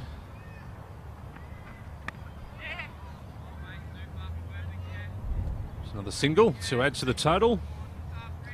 So slowly but surely chasing down this target. And of course, this is the final ball in the power play. So then you might want to try and explain to our viewers after this over, Graham, what happens with the field after the power play. He's hit that one well. That's over the top. That's over the top. They'll look for 3 here. Turning for the 3rd now. That's good running. We'll need to keep running. So a nice end to the over there, the 6th over, the end of the power play. And the Rosellas are 2 for 34. So just explain to our viewers now, Graham, what happens now with the field after the power play. Okay, well, the first 6 overs, you're only allowed 2 players outside the circle. After the power play, you can have a maximum of 5. So while the field is up, that is the time that you go for the long handle and start hitting over the top. But now that you've got 5 out, you've got to be very, very careful about going over the top. You've just got to pick your spots. You've got a long on.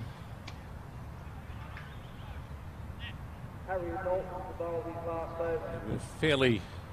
They've only got 3 out though, Pete. They seem to be very confident. There's only 3 out in the deep. The reverse sweep. Reverse sweep. Didn't find the gap there. You see too much of that coming into cricket. You don't need to play that sort of shot, in my opinion. He tries it again. This time, it works. It looked like it came off the back of the bat. So at first, if you don't succeed, have another crack, and he certainly did that. He got a couple of runs there to add to their total. Now moving on to 36. I think it's this partnership's going to be very important if the Rosellas can stick a partnership together here for 7, 8, 9 overs. This will become a very interesting chase. Another single.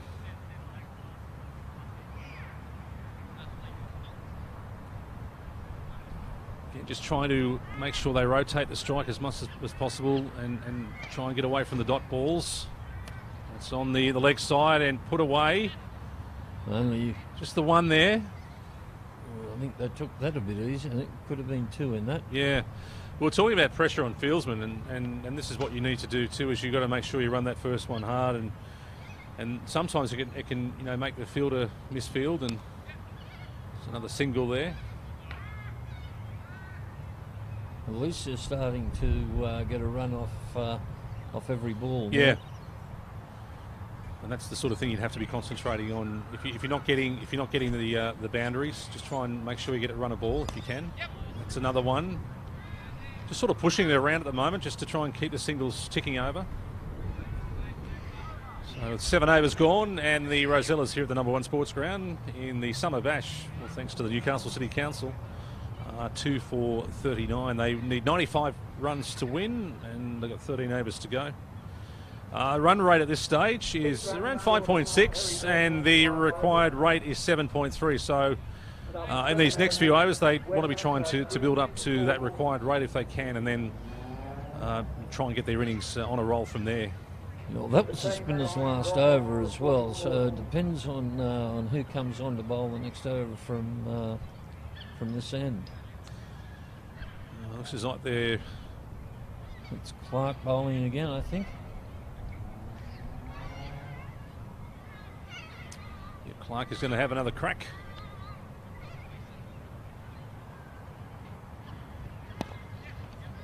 They'll get one for that.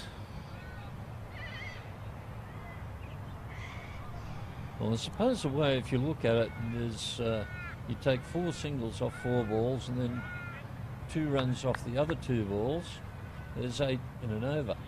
Yeah, and that's I suppose that's what you work on, isn't it? If you can score a run off every ball, and that one's flayed away Down to third man. So there'll be 2 in that. Yeah, they'll get 2 in that. Good running. That's good, very good running there. Yeah, I suppose it's like when you're trying to structure your innings, you obviously every over you're trying to structure how many runs you're going to try and get in every over, and how many ones, how many twos, maybe for one boundary and over if you can early on. Just try and work on that philosophy maybe. But it's like everything, isn't it? It's easy to sit here and say, oh, this is what we're going to do. But when you're out there actually trying to do it, it's not as easy as what it looks. It's always easy to sit back and say, this is what you should do. Yes, it probably is. Probably is.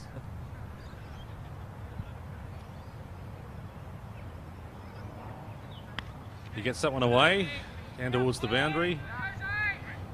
Trying to run the first one. There's a bit of hesitation here. This could be trouble. Oh, misses it. He wasn't really behind the stumps there, was he? No, he wasn't. He tried to hit it on and missed. He had plenty of time too to get behind the stumps, and the throw in that situation is really important. You've got to make sure you try and get the throw over the stumps if you can. So they really missed an opportunity there. That one falls short. The fielder was in the air for a while there. Cry of catch. But Pete, they say catch. It doesn't matter where the ball goes, whether there's a fieldsman anywhere within cooey of it. Yes. Final ball of the over. He bunts it down. Now they need to really go for 2 here if they can. That's good pressure on the fieldsman, and that's very good running. And that's what you'd be aiming for. Those fielders sort of down on the boundaries, down.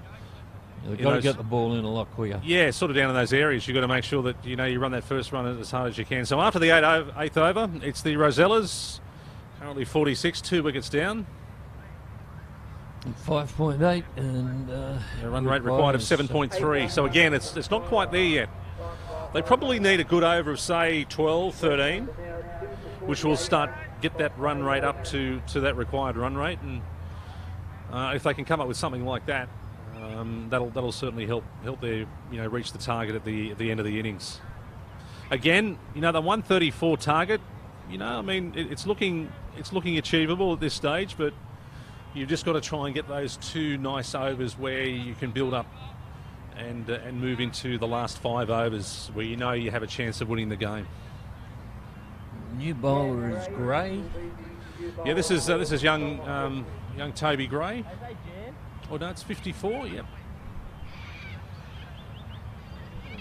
54.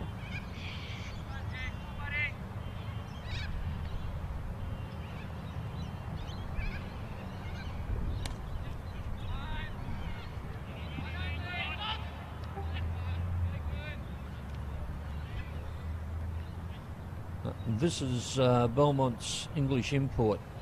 Yeah, I didn't think it was Gray, so that's the English import, yes. It says on our sheet it was supposed to be Gray, but it's certainly not Toby Gray, no. Sorry? It is. His surname is Gray. Yeah. Yes, it is. Okay, so we've got 2 Grays in the whips this afternoon. I don't know that Toby is playing. He's not playing tonight? No, I saw him there, so he's not playing. I did see him yeah, too. So he's not playing. I thought he was playing.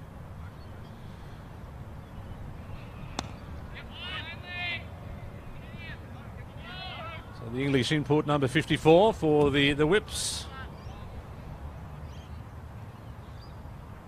As we said, as spin bowlers in T20, they are doing pretty well. More surprisingly than I think a lot of people thought when the T20 format came along. They thought that the pro old spinners had struggled, but I guess it's been the other way around. I think some of the faster bowlers are the ones that have been receiving a bit of treatment, haven't they? They have. Everybody thought that the spinner was going to be a thing of the past. I'm going to be fielding here. So far it's been pretty good over.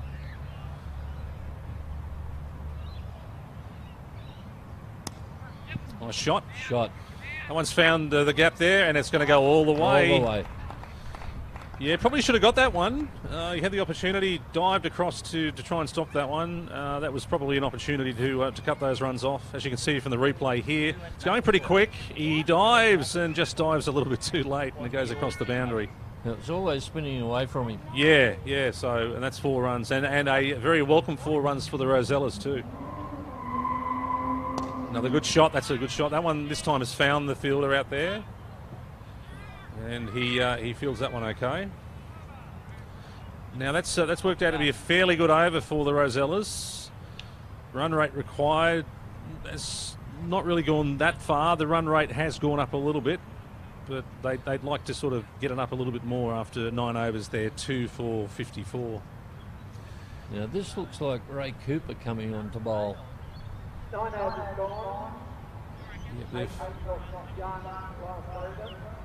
so Cooper coming on. We're saying this is a good concept for Newcastle cricket. It gives a lot of players an opportunity to play this form of the game too, and it also gives a lot of the younger players, Graham, a chance too. We saw City yesterday, Newcastle City. They had a lot of young players. Charlestown have got a lot of young up-and-coming players as well. And the other teams, of course, got players, young splattering players in their first and second grades now. So a wonderful opportunity for them to come and have a go at this. That's a nice shot. Yes, I was watching the game last night in Newcastle City. They had a terrific young bowler. I think he ended up with about 3 wickets last night. Yeah, that was young McTaggart. Yes. Yeah, young junior has come through the ranks of the Newcastle City club. I've umpired him a couple of times in schoolboy cricket. He's a very, very good prospect. That one's in the air. That's going to be out. And that, unfortunately, is a wicket that the Rosellas probably didn't need at this time of the innings. And the Whips, well, they'll be very happy with that. And that's the 3rd wicket down for the Rosellas. They're now 3 for 54. Trying to force the issue. It becomes what you call scoreboard pressure, as we were saying in the Whips innings as well. So that's a good wicket for the Whips. They'll be very happy with that. Happy with that outcome. You were talking about the younger players that are coming through Newcastle cricket at the moment, and young McTaggart, he played representative cricket for Newcastle in junior cricket. And there are so many of those younger players who are just making their way into grade cricket, which is good to see. And in the next 5 years, you'll see these players become fairly predominant in the grades.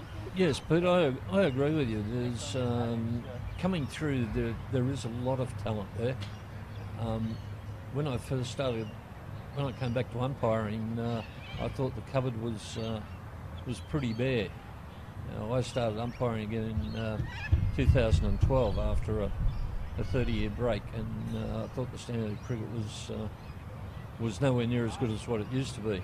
But after 5 years, the cupboard's starting to fill up, and I think there's a lot of really good talent there. It's a wide ball. It's a wide, yes. Well, the last couple of years in the representative cricket, in the junior cricket, the under-16s, there's been a couple of really good successful years for the teams that have been playing in those age groups. And to me, that shows there's a lot of strength in Newcastle cricket with those younger players coming through.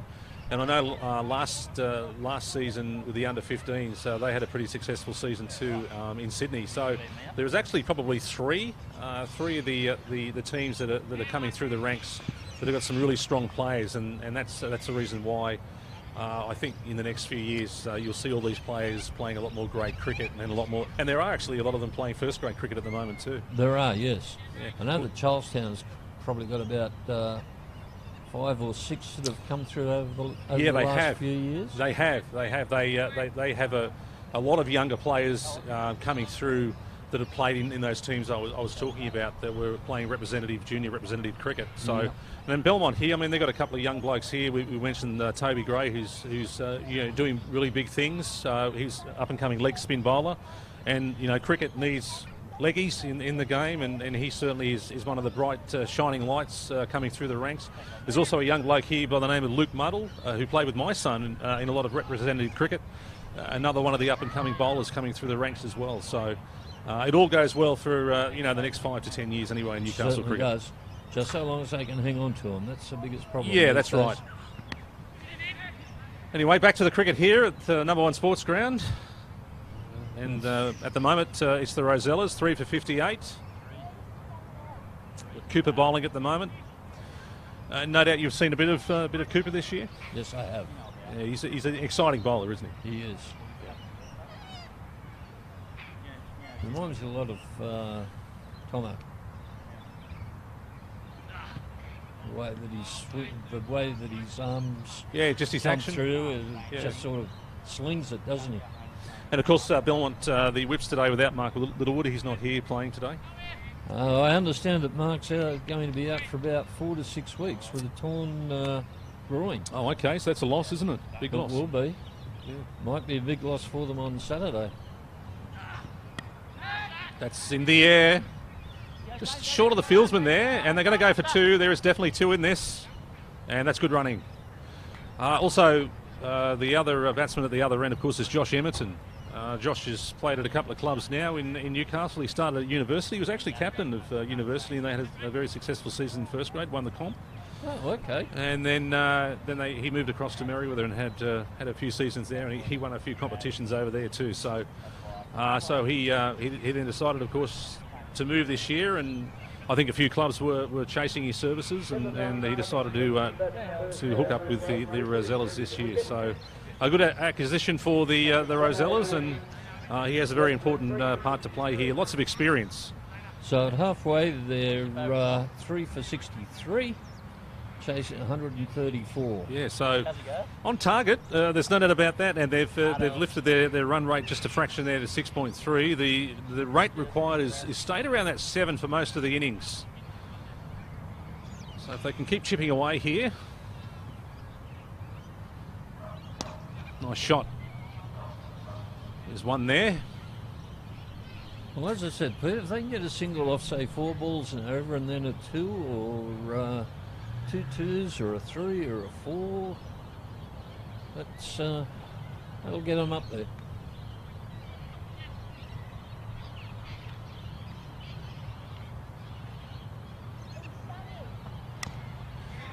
You've got very little protection there on the inside of on the leg side.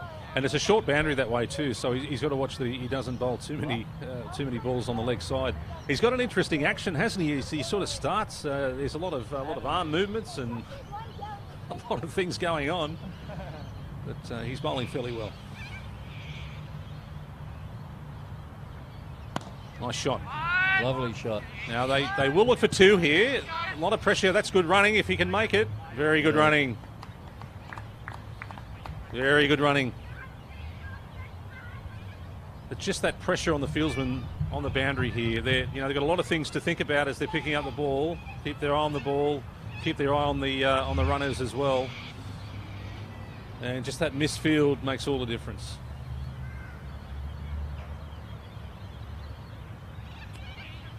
Another single.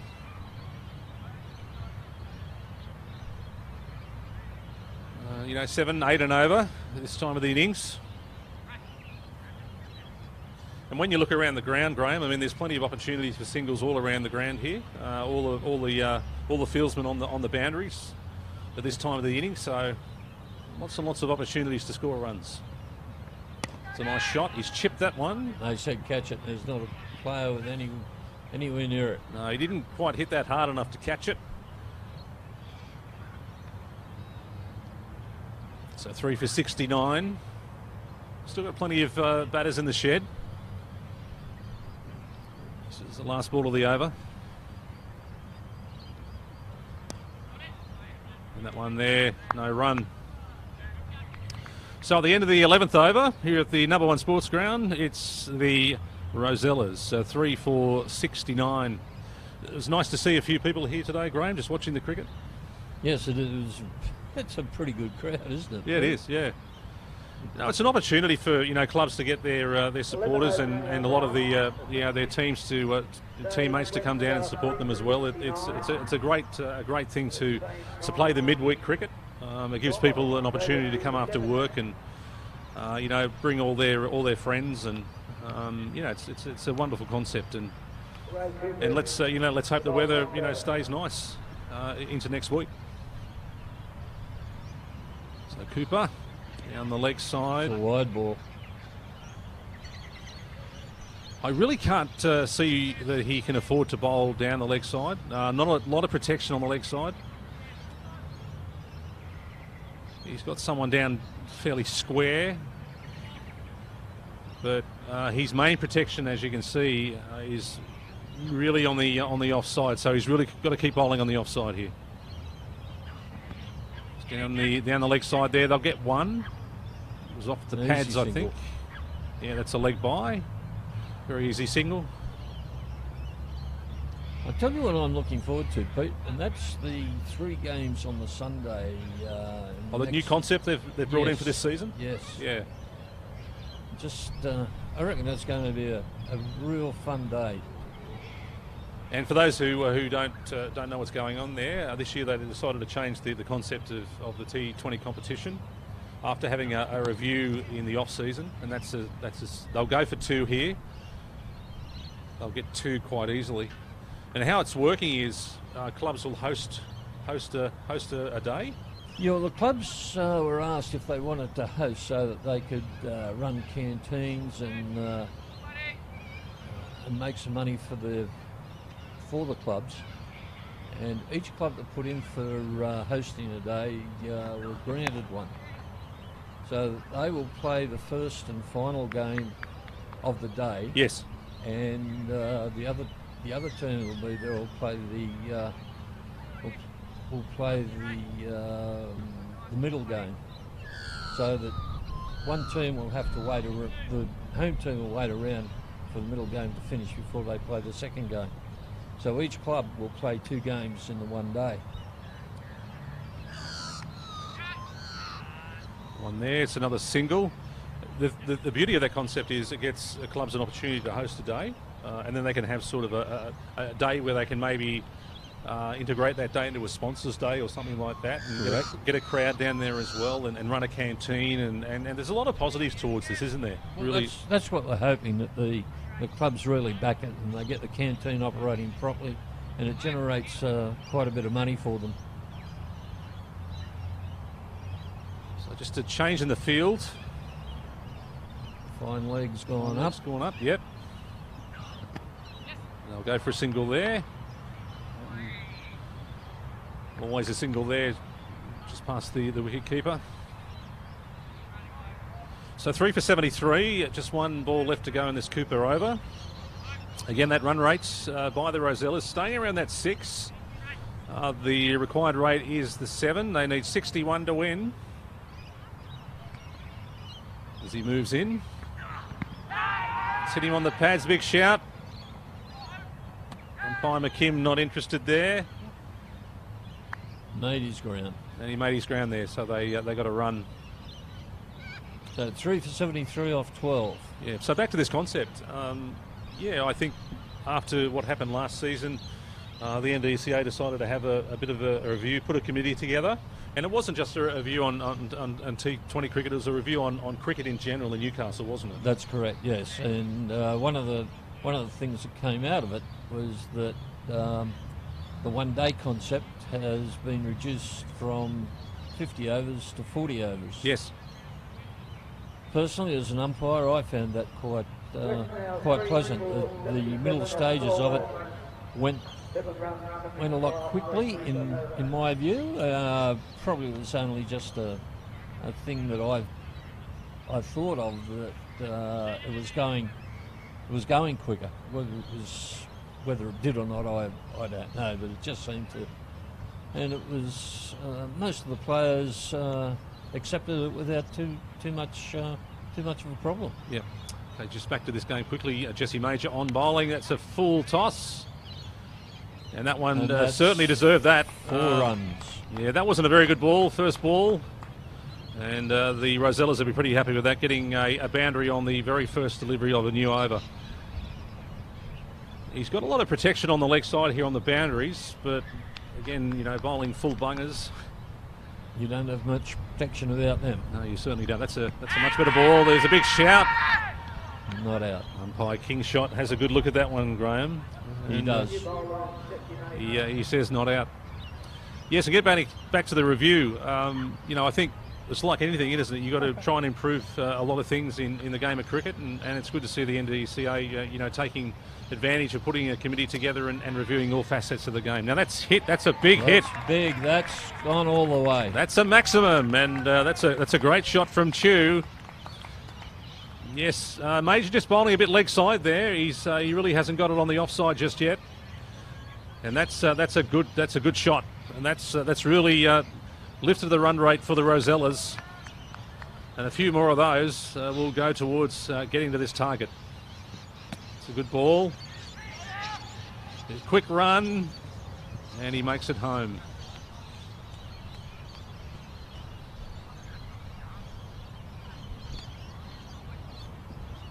So it's 11 runs off this over already. So Josh Emmerdon on strike. Comes in, just bunts it away, going for the quick single. This could be close. Oh, good run. So another single to the total. 3 for 84, so they're getting closer and closer to the target of 134, the Rosellas. As the sun goes down, things are getting a little bit cool. Nice shot. Chew just bunts it away again too, just for the single.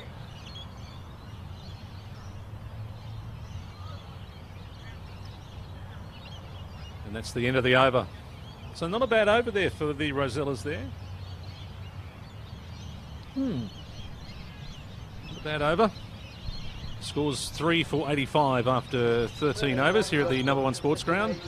And as you can see from that shot there, a nice shot of the sports ground today. That's a picture, isn't it, Pete? Yep, a few people in attendance watching both the Whips and the Rosellas go around in this very exciting concept. Okay, moving on to the 14th over.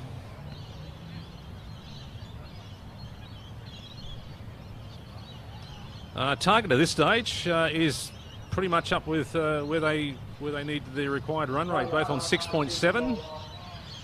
So 47 runs to win.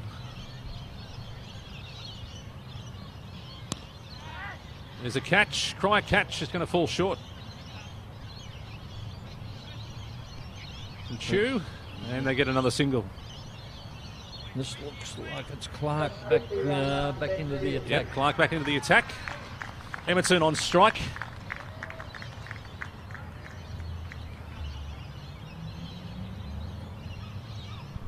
That's 50.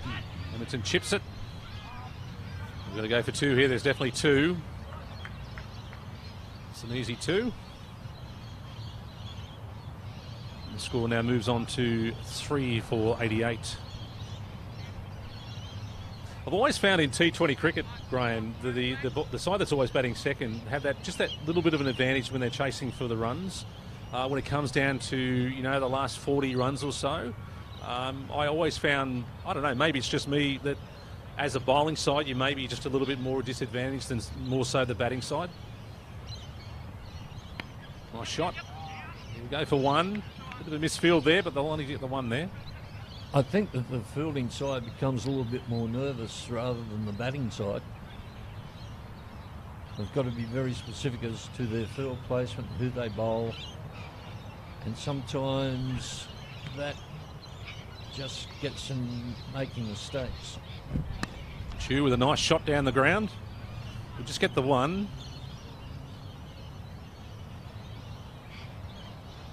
Yeah, it's like when you're out there umpiring the game. It's kind of like as you're getting down to those last overs of the game, you can see the pressure building on the bowling attack. I mean, if you're in the batting side, you've only lost a few wickets. You can afford to take a few more risks. Where with the bowling, you've got to you really got to think about where the ball's going and how you're going to bowl the next one. So the bowling side can't take risks. No, that's right. Yeah, there was a single there. They've got to be spot on. Chew back on strike.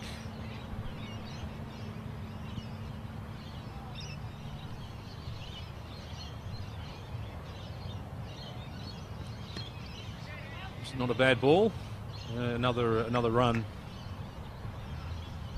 And that ends the over there. And after the 14th over, it is the Rosellas at 3 for 94. So 40 to win, 6 overs. 6.7 run rate required, 6.7. And, you know, when you come to think about it, I mean, 6.7, that's gettable per over. Oh, very gettable in this form of cricket, Pete. And when you're looking this time of the innings too, if you're looking at, say, 10 and over every over, that's when, you know, things start to get hard. But when you're less than 10, you know, you sort of give yourself a real good shot at it, don't you? You do. And this is Bailey back into the attack. As you can see, they're having a bit of a conversation here, the captain and the bowler. And this is when the tactics really come into it. You've got to, when you're captain of a side, you know, you've got to start looking at, you know, where do we put the field? Where do you need to bowl? It all comes down to the tactics right now, and you just got to try and bowl as tightly as you can and support your captain. Well, I see the Major only bowled the one over. Bailey moving into bowl. Good shot. Again, he'll just get that down for a single. And really, it's the old thing, isn't it? 6 balls, maybe 6 singles per over for maybe 2 or 3 overs. That's all they need. They don't need to do anything rash. Run a ball with the occasional 2, the occasional boundary. And that'll do them.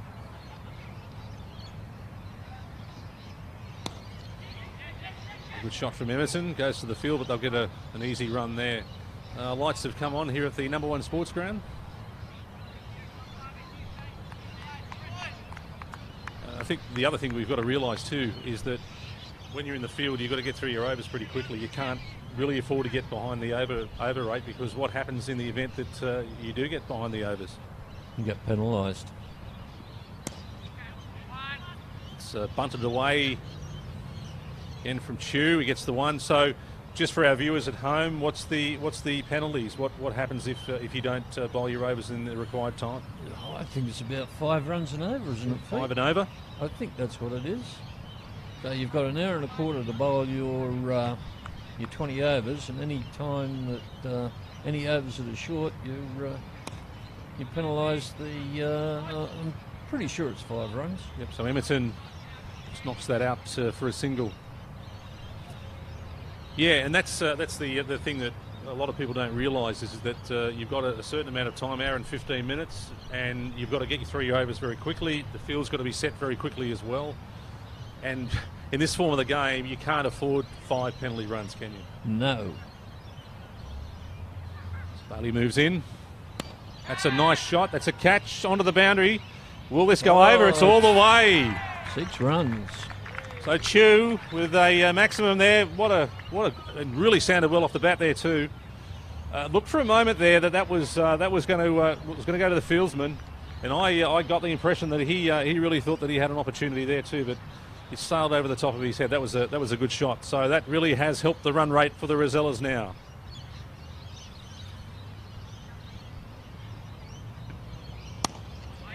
It's a nice shot, misfield from the bowler, and they'll get another single.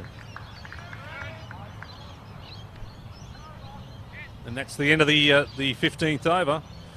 And that was a good over, a very good over, and just a timely over there for the Rosellas. And after 15 overs, they're currently 3 for 105. And again, coming into the remaining 5 overs of the match, they still have 7 batters in the shed. They do.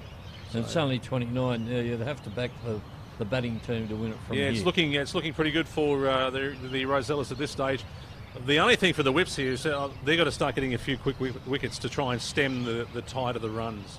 I mean, if they can somehow manufacture maybe 2 or 3 wickets in the next couple of overs, then what happens then? It slows the run rate down, and then with the batting side, there can be a little bit of panic come in. There can be. Yeah. But they need to get both these set batsmen out. If they can get both of them, well, then panic could set in.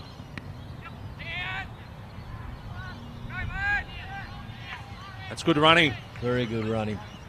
Very good running. And I suppose, you know, for the batsman's point of view here too, that they don't really have to take a lot of risks here. All they've got to do is you know, find the gaps, find the 2s, do the 1s, and the occasional 4 if they can, you know, obviously get onto 1 or a 6. And, I mean, they don't really have to take all that many risks at this time of the innings. No, they don't. They've got it down pretty pat, I think. Cooper comes in, bowls short. And Chu, he missed that one. Yeah, I think the Whips, what they have to do here now is they have to try and get as many dot balls together as they can. And then put the onus back on the Rosellas batsmen. Because if they get them away here now, it's just really going to make it very difficult for the Whips to try and defend this total. So Cooper coming in. It's a good ball. They thought about the single there, but no run. So that's 2 dots in a row. Fancy having dot balls at this time of the game. Yeah, well, I suppose it all comes down to how the batsmen are feeling about where they're going to score the runs. They're looking at the run rate, obviously, and they're thinking, okay, we've only got, what, seven and over from here. So, as I said before, just the odd single, a couple of twos maybe. Cooper comes in again. Straight to the fieldsman, so that's 3 dots in this over. This is working out to be a very good over for the Whips. And these are the sort of things you need from your bowlers at this time too. When you're coming down to those last 5 overs, you need some really tight overs. Get the batsmen to think about where they're coming from, where they're going to get their runs from, and this is what you have to do. Put the pressure back onto them.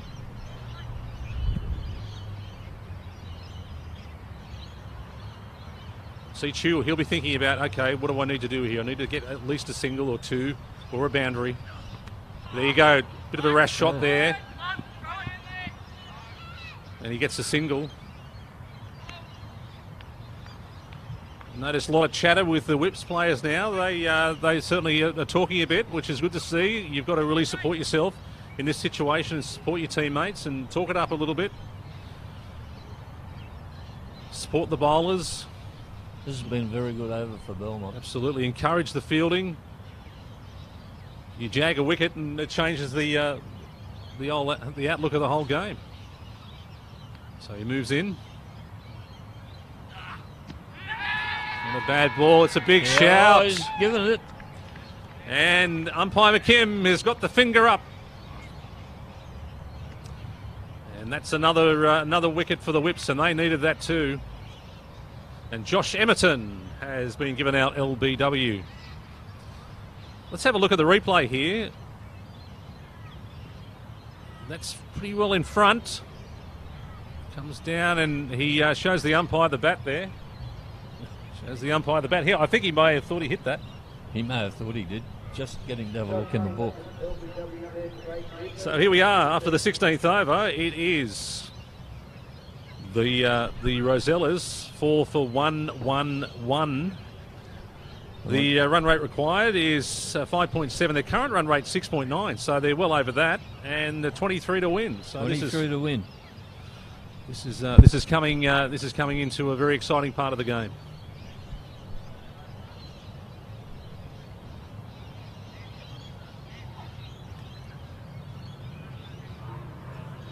So 4 overs to go here at the number 1 sports ground.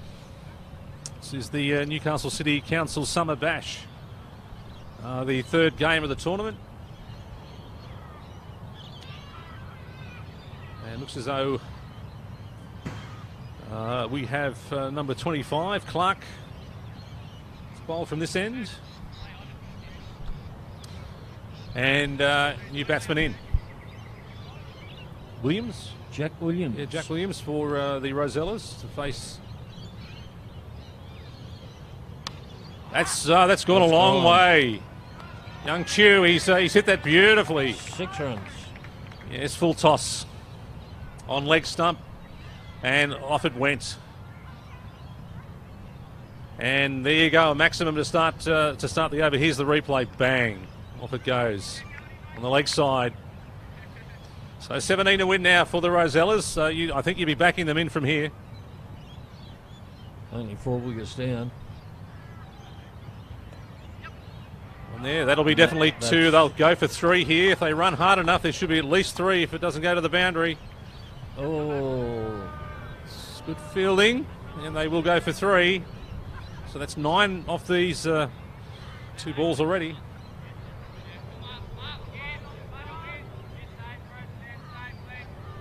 A bit of chatter with the whips now. They understand that they've really got to try and tighten things up here. Yeah, they're bringing the field in now. Yeah, they bring the field in, and I think Jesse Major understands that with only 14 to win, that they're going to have to try and find a couple of wickets from somewhere here. Well, this is a new batsman as well, so I guess they can afford to bring them in for him. Take a couple of balls to settle in. Yeah, well, I think he'd be trying to rotate the strike, get a single here if he can. Oh, he's missed that. Important to get bat on ball. That's what you have to do now. Is when you're in a situation where you've got 14 to win, you've got a very, I suppose, experienced player at the other end who's been out there for quite some time. He just about seeing the pink ball like watermelons out there now. So you've got to try and get him to strike. Oh, and there, that's a nice shot. Lovely shot. And that should be at least 2. They might go for 3 here. No, he's going to settle for 2. So 2 runs. That's the problem, isn't it? You can't have the fielders everywhere. No. So the Rosellas need 12 to win. 2 shots. It's a good ball, nice and tight. Yeah, 2 shots, 2 sixes will win the game for the Rosellas, but I'm not sure if they're going to take that risk. I think they're just going to work the ball around. They've certainly got plenty of overs. Now they're spreading the field again to so the new batsmen come down and have the strike for the next. It's straight to the fieldsman. They try to run out the non-striker, and yes, it looks like they're going to go for the single anyway, and that's good running. Running there. Unfortunately, no one backing up there for the whips. And that is the end of the over, the end of the 17th over here at Number 1 Sports Ground, and the Rosellas now. By taking that run, choose off strike. Yeah, that's. I think you obviously take that into consideration as well. So they're 4 for 1, 2, 3. And there's still 3 overs to go, so definitely the Rosellas have got to be the team in front. Oh yes, definitely in their favour. All they have to do now is for the newer batsman to try and get a single off this ball and give Chew the strike, because I mean he's obviously the player that can win this game for them if he's still there at the end.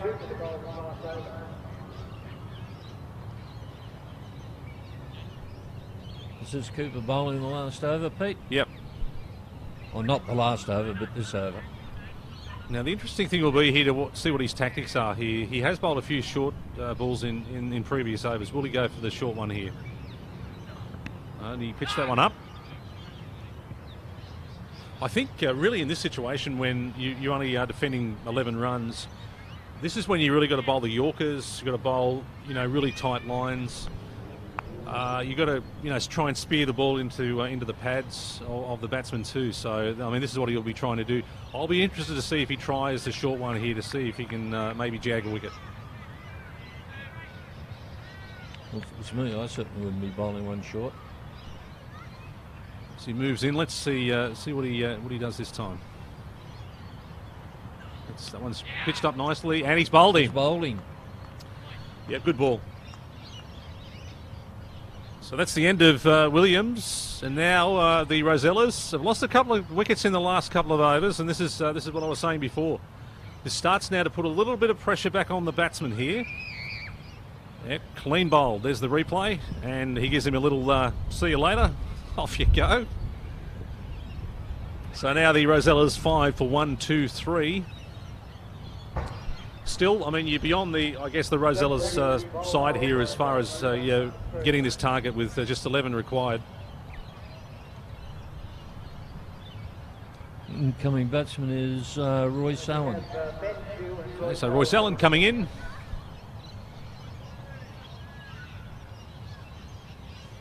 And of course he'll take the strike.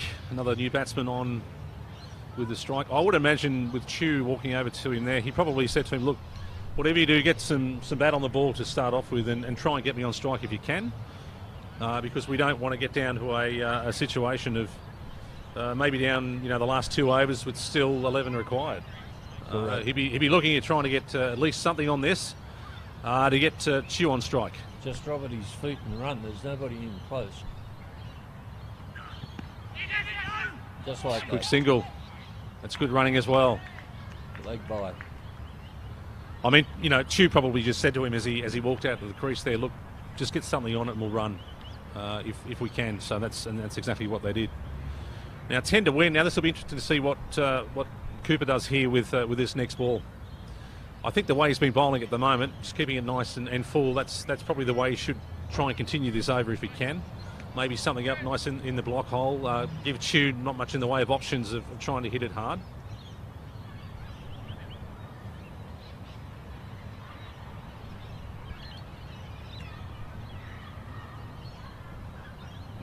Yes, he went short with that. Oh, there was a cry of catch it. It's just over the top of the wicket keeper. Yep. So he decided to off the bat. He decided to have a crack there at the shorter ball, and that nearly paid dividends, didn't it? He just over the wicket keeper's head there. Yeah, don't you think it's a bit of a risk though, Pete? Yeah, risky ball. I mean, he could have got onto that and hit that for 6 as well. So. But as we were saying before, sometimes when you're bowling at this part of the innings and you've only got a short amount of runs to defend, you just got to try something. That one's pitched up, and that was a good ball as well.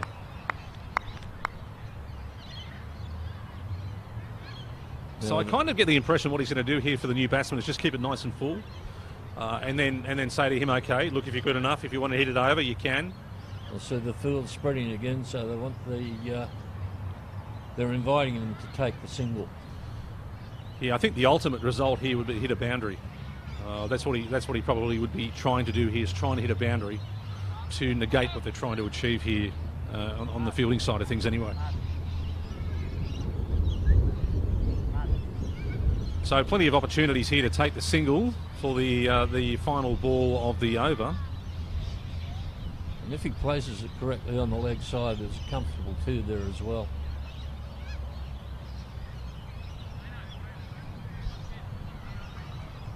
I think they won't mind the single here if he gets the single. It's gone straight through. They're going for caught behind. He thought he got a bit of bet on that one. There was a noise there, but umpire McKim says no. So that's the end of the over. And after 18 at the number 1 sports ground for the Newcastle City Big Bash, the Summer Bash, the Rosellas are 5 for 125, and the required runs to win this game is just 9 in 2 overs. So that certainly is gettable. Very gettable. 4.5 and over. They might even finish it this over, Pete. I think the positive outcome, if you wanted to have a positive outcome to that last ball, is that they've got Chew on strike there. So they have. Even if they went for the single there, you would have had a relatively new batsman on strike. Which I think if you want to, at this stage of 2 overs left to go, you've got to have the striker that's been out there for quite some time on strike to try and get these winning runs. Really, I think it's up to Chew to win this game for the Rosellas now. It's a full toss, and they're happy to take the single. And the field's coming in.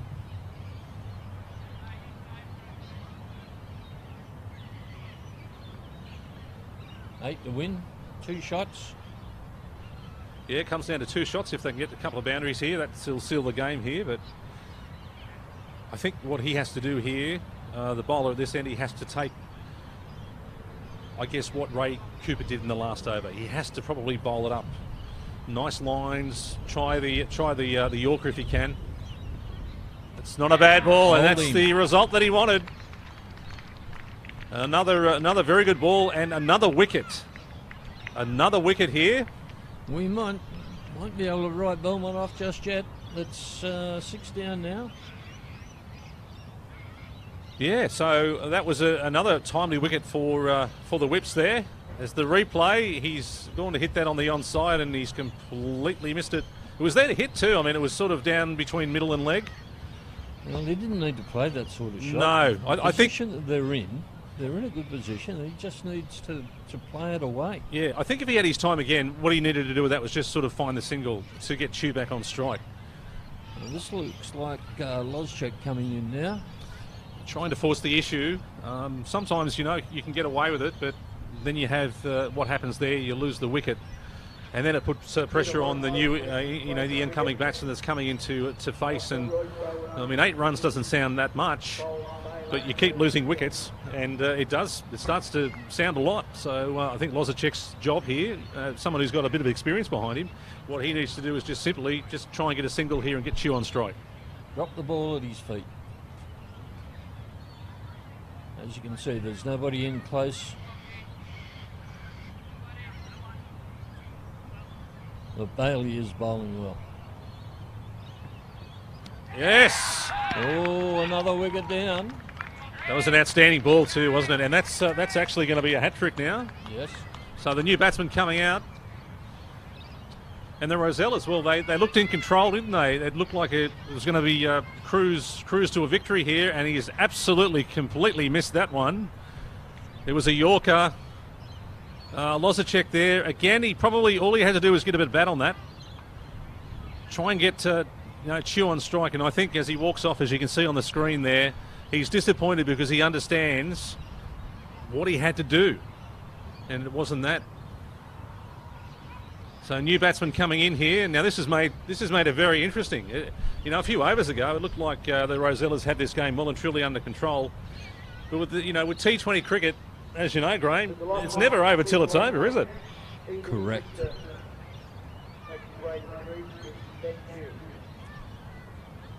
So we've got Eden Brichter coming in, wearing the 23 shirt for the Rosellas.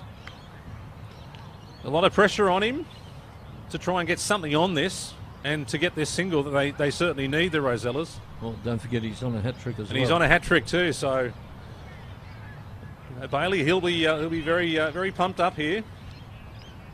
And all he has to do really is just bowl exactly the same ball. Try the Yorker and see what Brichter is going to do here. Young player under a bit of pressure here. He comes in. Oh, gee, that wasn't far off, was it? It wasn't. That wasn't Pitched far right off. Up, Yorker length. But importantly for the Whips, it's a dot ball. Yes.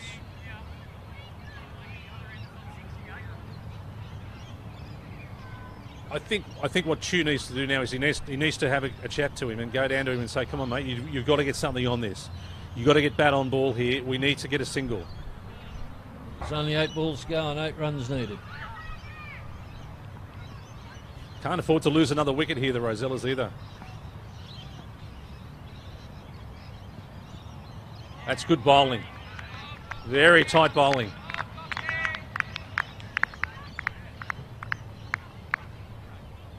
No, I believe that if they don't take a single, they get 2. If they can get 2, go for 2, but don't go for a single. No, they've got to make a decision here. I suppose the decision he's got here is 2. He's got 2 decisions to make here. Either he gets a boundary, that would be a bonus, or he just sees this ball out. They've gone for the single. Well, that's an interesting decision, that one. Very They've interesting. decided to go for that. Now, I don't know about that. I think that, okay, sometimes you've got to suck it up and go, okay, look, we'll just see this over out and try and keep Chew on strike. Because then now what's that in actual fact has done, he's put a lot more pressure on himself, because now he's in a situation, last over, we need 7 runs, and you've got to now manufacture a run from somewhere.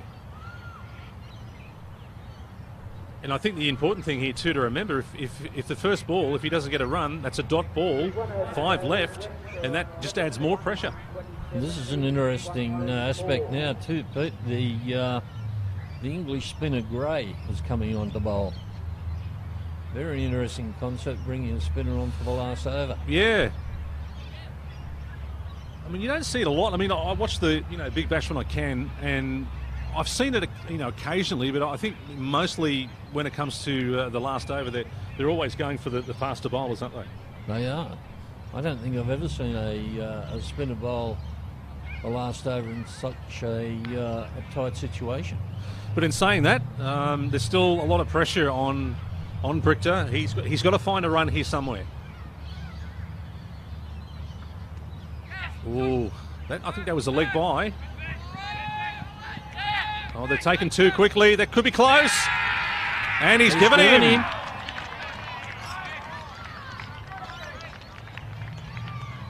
And See, it is a leg by as well. I don't get that, Graham. I still don't get that tactic where you've got a new batsman in, you've got a batsman at the other end who's been in for most of the innings. That was just a single for him to be on strike. I mean, I really don't get those tactics. No, because now you have another new batsman coming in. What they needed to do there was just take the single, and all Chew had to say to himself was, rightio, this is my game now. I'm going to take this game by the scruff of the neck, and I'm going to win this game for my team. Now, all that's happened here is they put pressure on themselves once again. They're losing wickets, and here's the replay. Oh, gee, it was very close, wasn't it? It was close, yes. King shot, Ray King shot, the umpire. He decided that, yes, that was out. It's very close. I think if the Rosellas don't get across the line here, they'll look back at this game, they'll look back at the last 2 or 3 overs of this game, and they'll look back at their tactics. And I just feel that was not the right tactic at the right time there. It's not as if they're chasing 15 runs in the last over. All they had to do there was just say, okay, one's enough. You know, we've got 7 to win or whatever it was, and give Chew the strike, and then he just takes the game away from the whips. So now we have another new batsman in for the Rosellas. And to me, all he's got to do here is bat on ball, get a single, get Chew up the other end. Correct.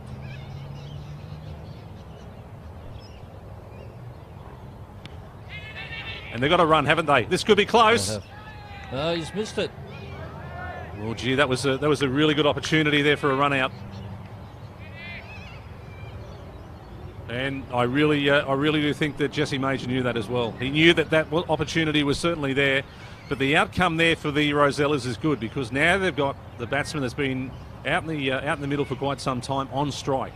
And what he has to do here, Graham, is he has to remain on strike. He does. There's 5 runs to win, and there's 4 balls left. One shot will do it, but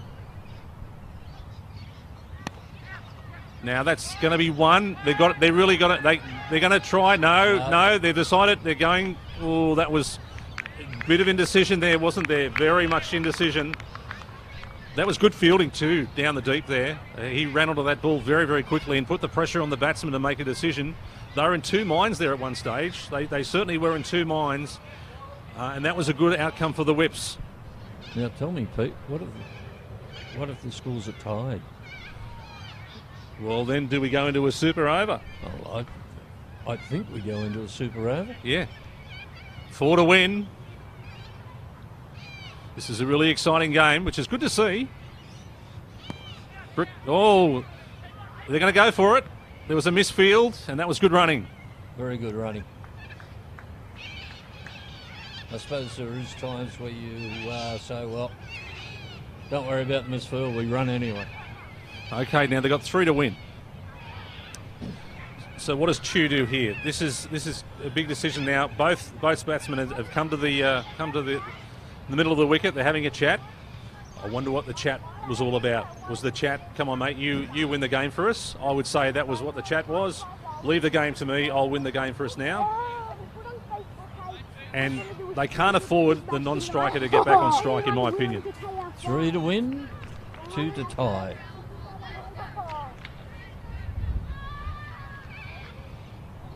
Straight back over the bowler's head. And there it goes. That's a good shot.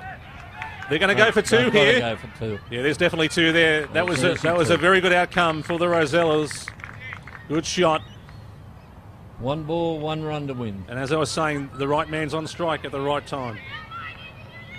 And the field's coming back in again. They've got to bring all the field in. So pretty much this is the last ball. It is. So this game has come down to the last ball here at the number 1 sports ground.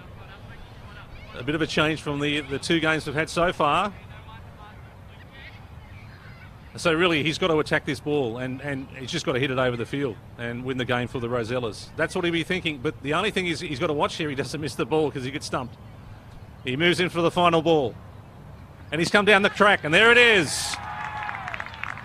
And it's 4 runs.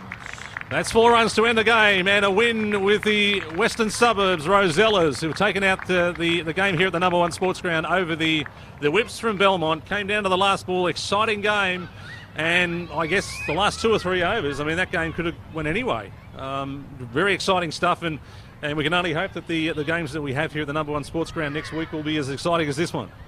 Exactly right. About 4 overs ago, we thought the game was virtually over, didn't we? And it just shows that teams can fight back and nearly take the game out. Yeah, I think if the Rosellas want to take anything out of that game, what they've got to do is they've got to look at the last 3 or 4 overs there and the tactics they used in the last 3 or 4 overs. I just thought they got that wrong. I just thought that when you've got new batsmen coming in all the time, you've got to try and give the established batsmen the strike, and that to me is where they got all that wrong. So what they need to do in the next game they play, if they get that situation again, they've got to make sure that they don't do that again, because they'll get themselves to a stage where they might find themselves in a bit of bother.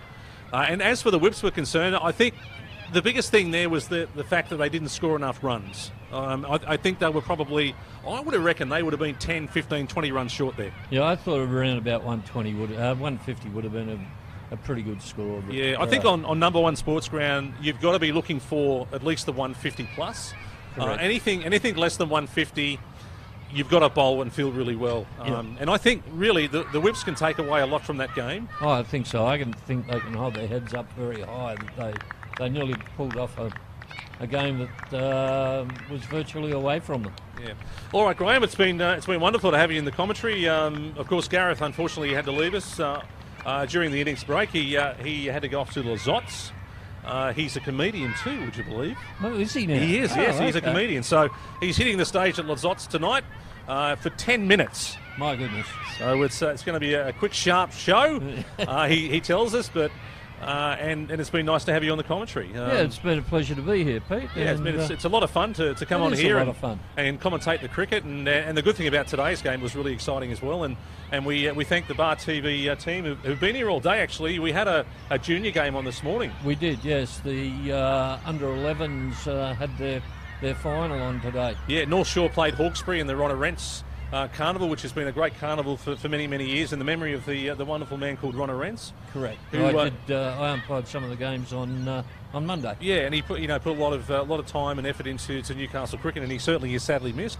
And of course, the Bar TV team have been here all day covering that game. North Shore got away with a win there to win the Ronner Rents carnival for this season. So congratulations to them. And of course, here at the number 1 sports ground, the Rosellas finished up with 8 for 137. Enough runs. The target was 134 over the Whips from Belmont today. So we move on to next week. Yeah, so we're looking forward to another exciting few games coming up here next week for the T20 Summer Bash, all thanks to the Newcastle City Council, who of course put some prize money up too. They certainly have, and it's good to see.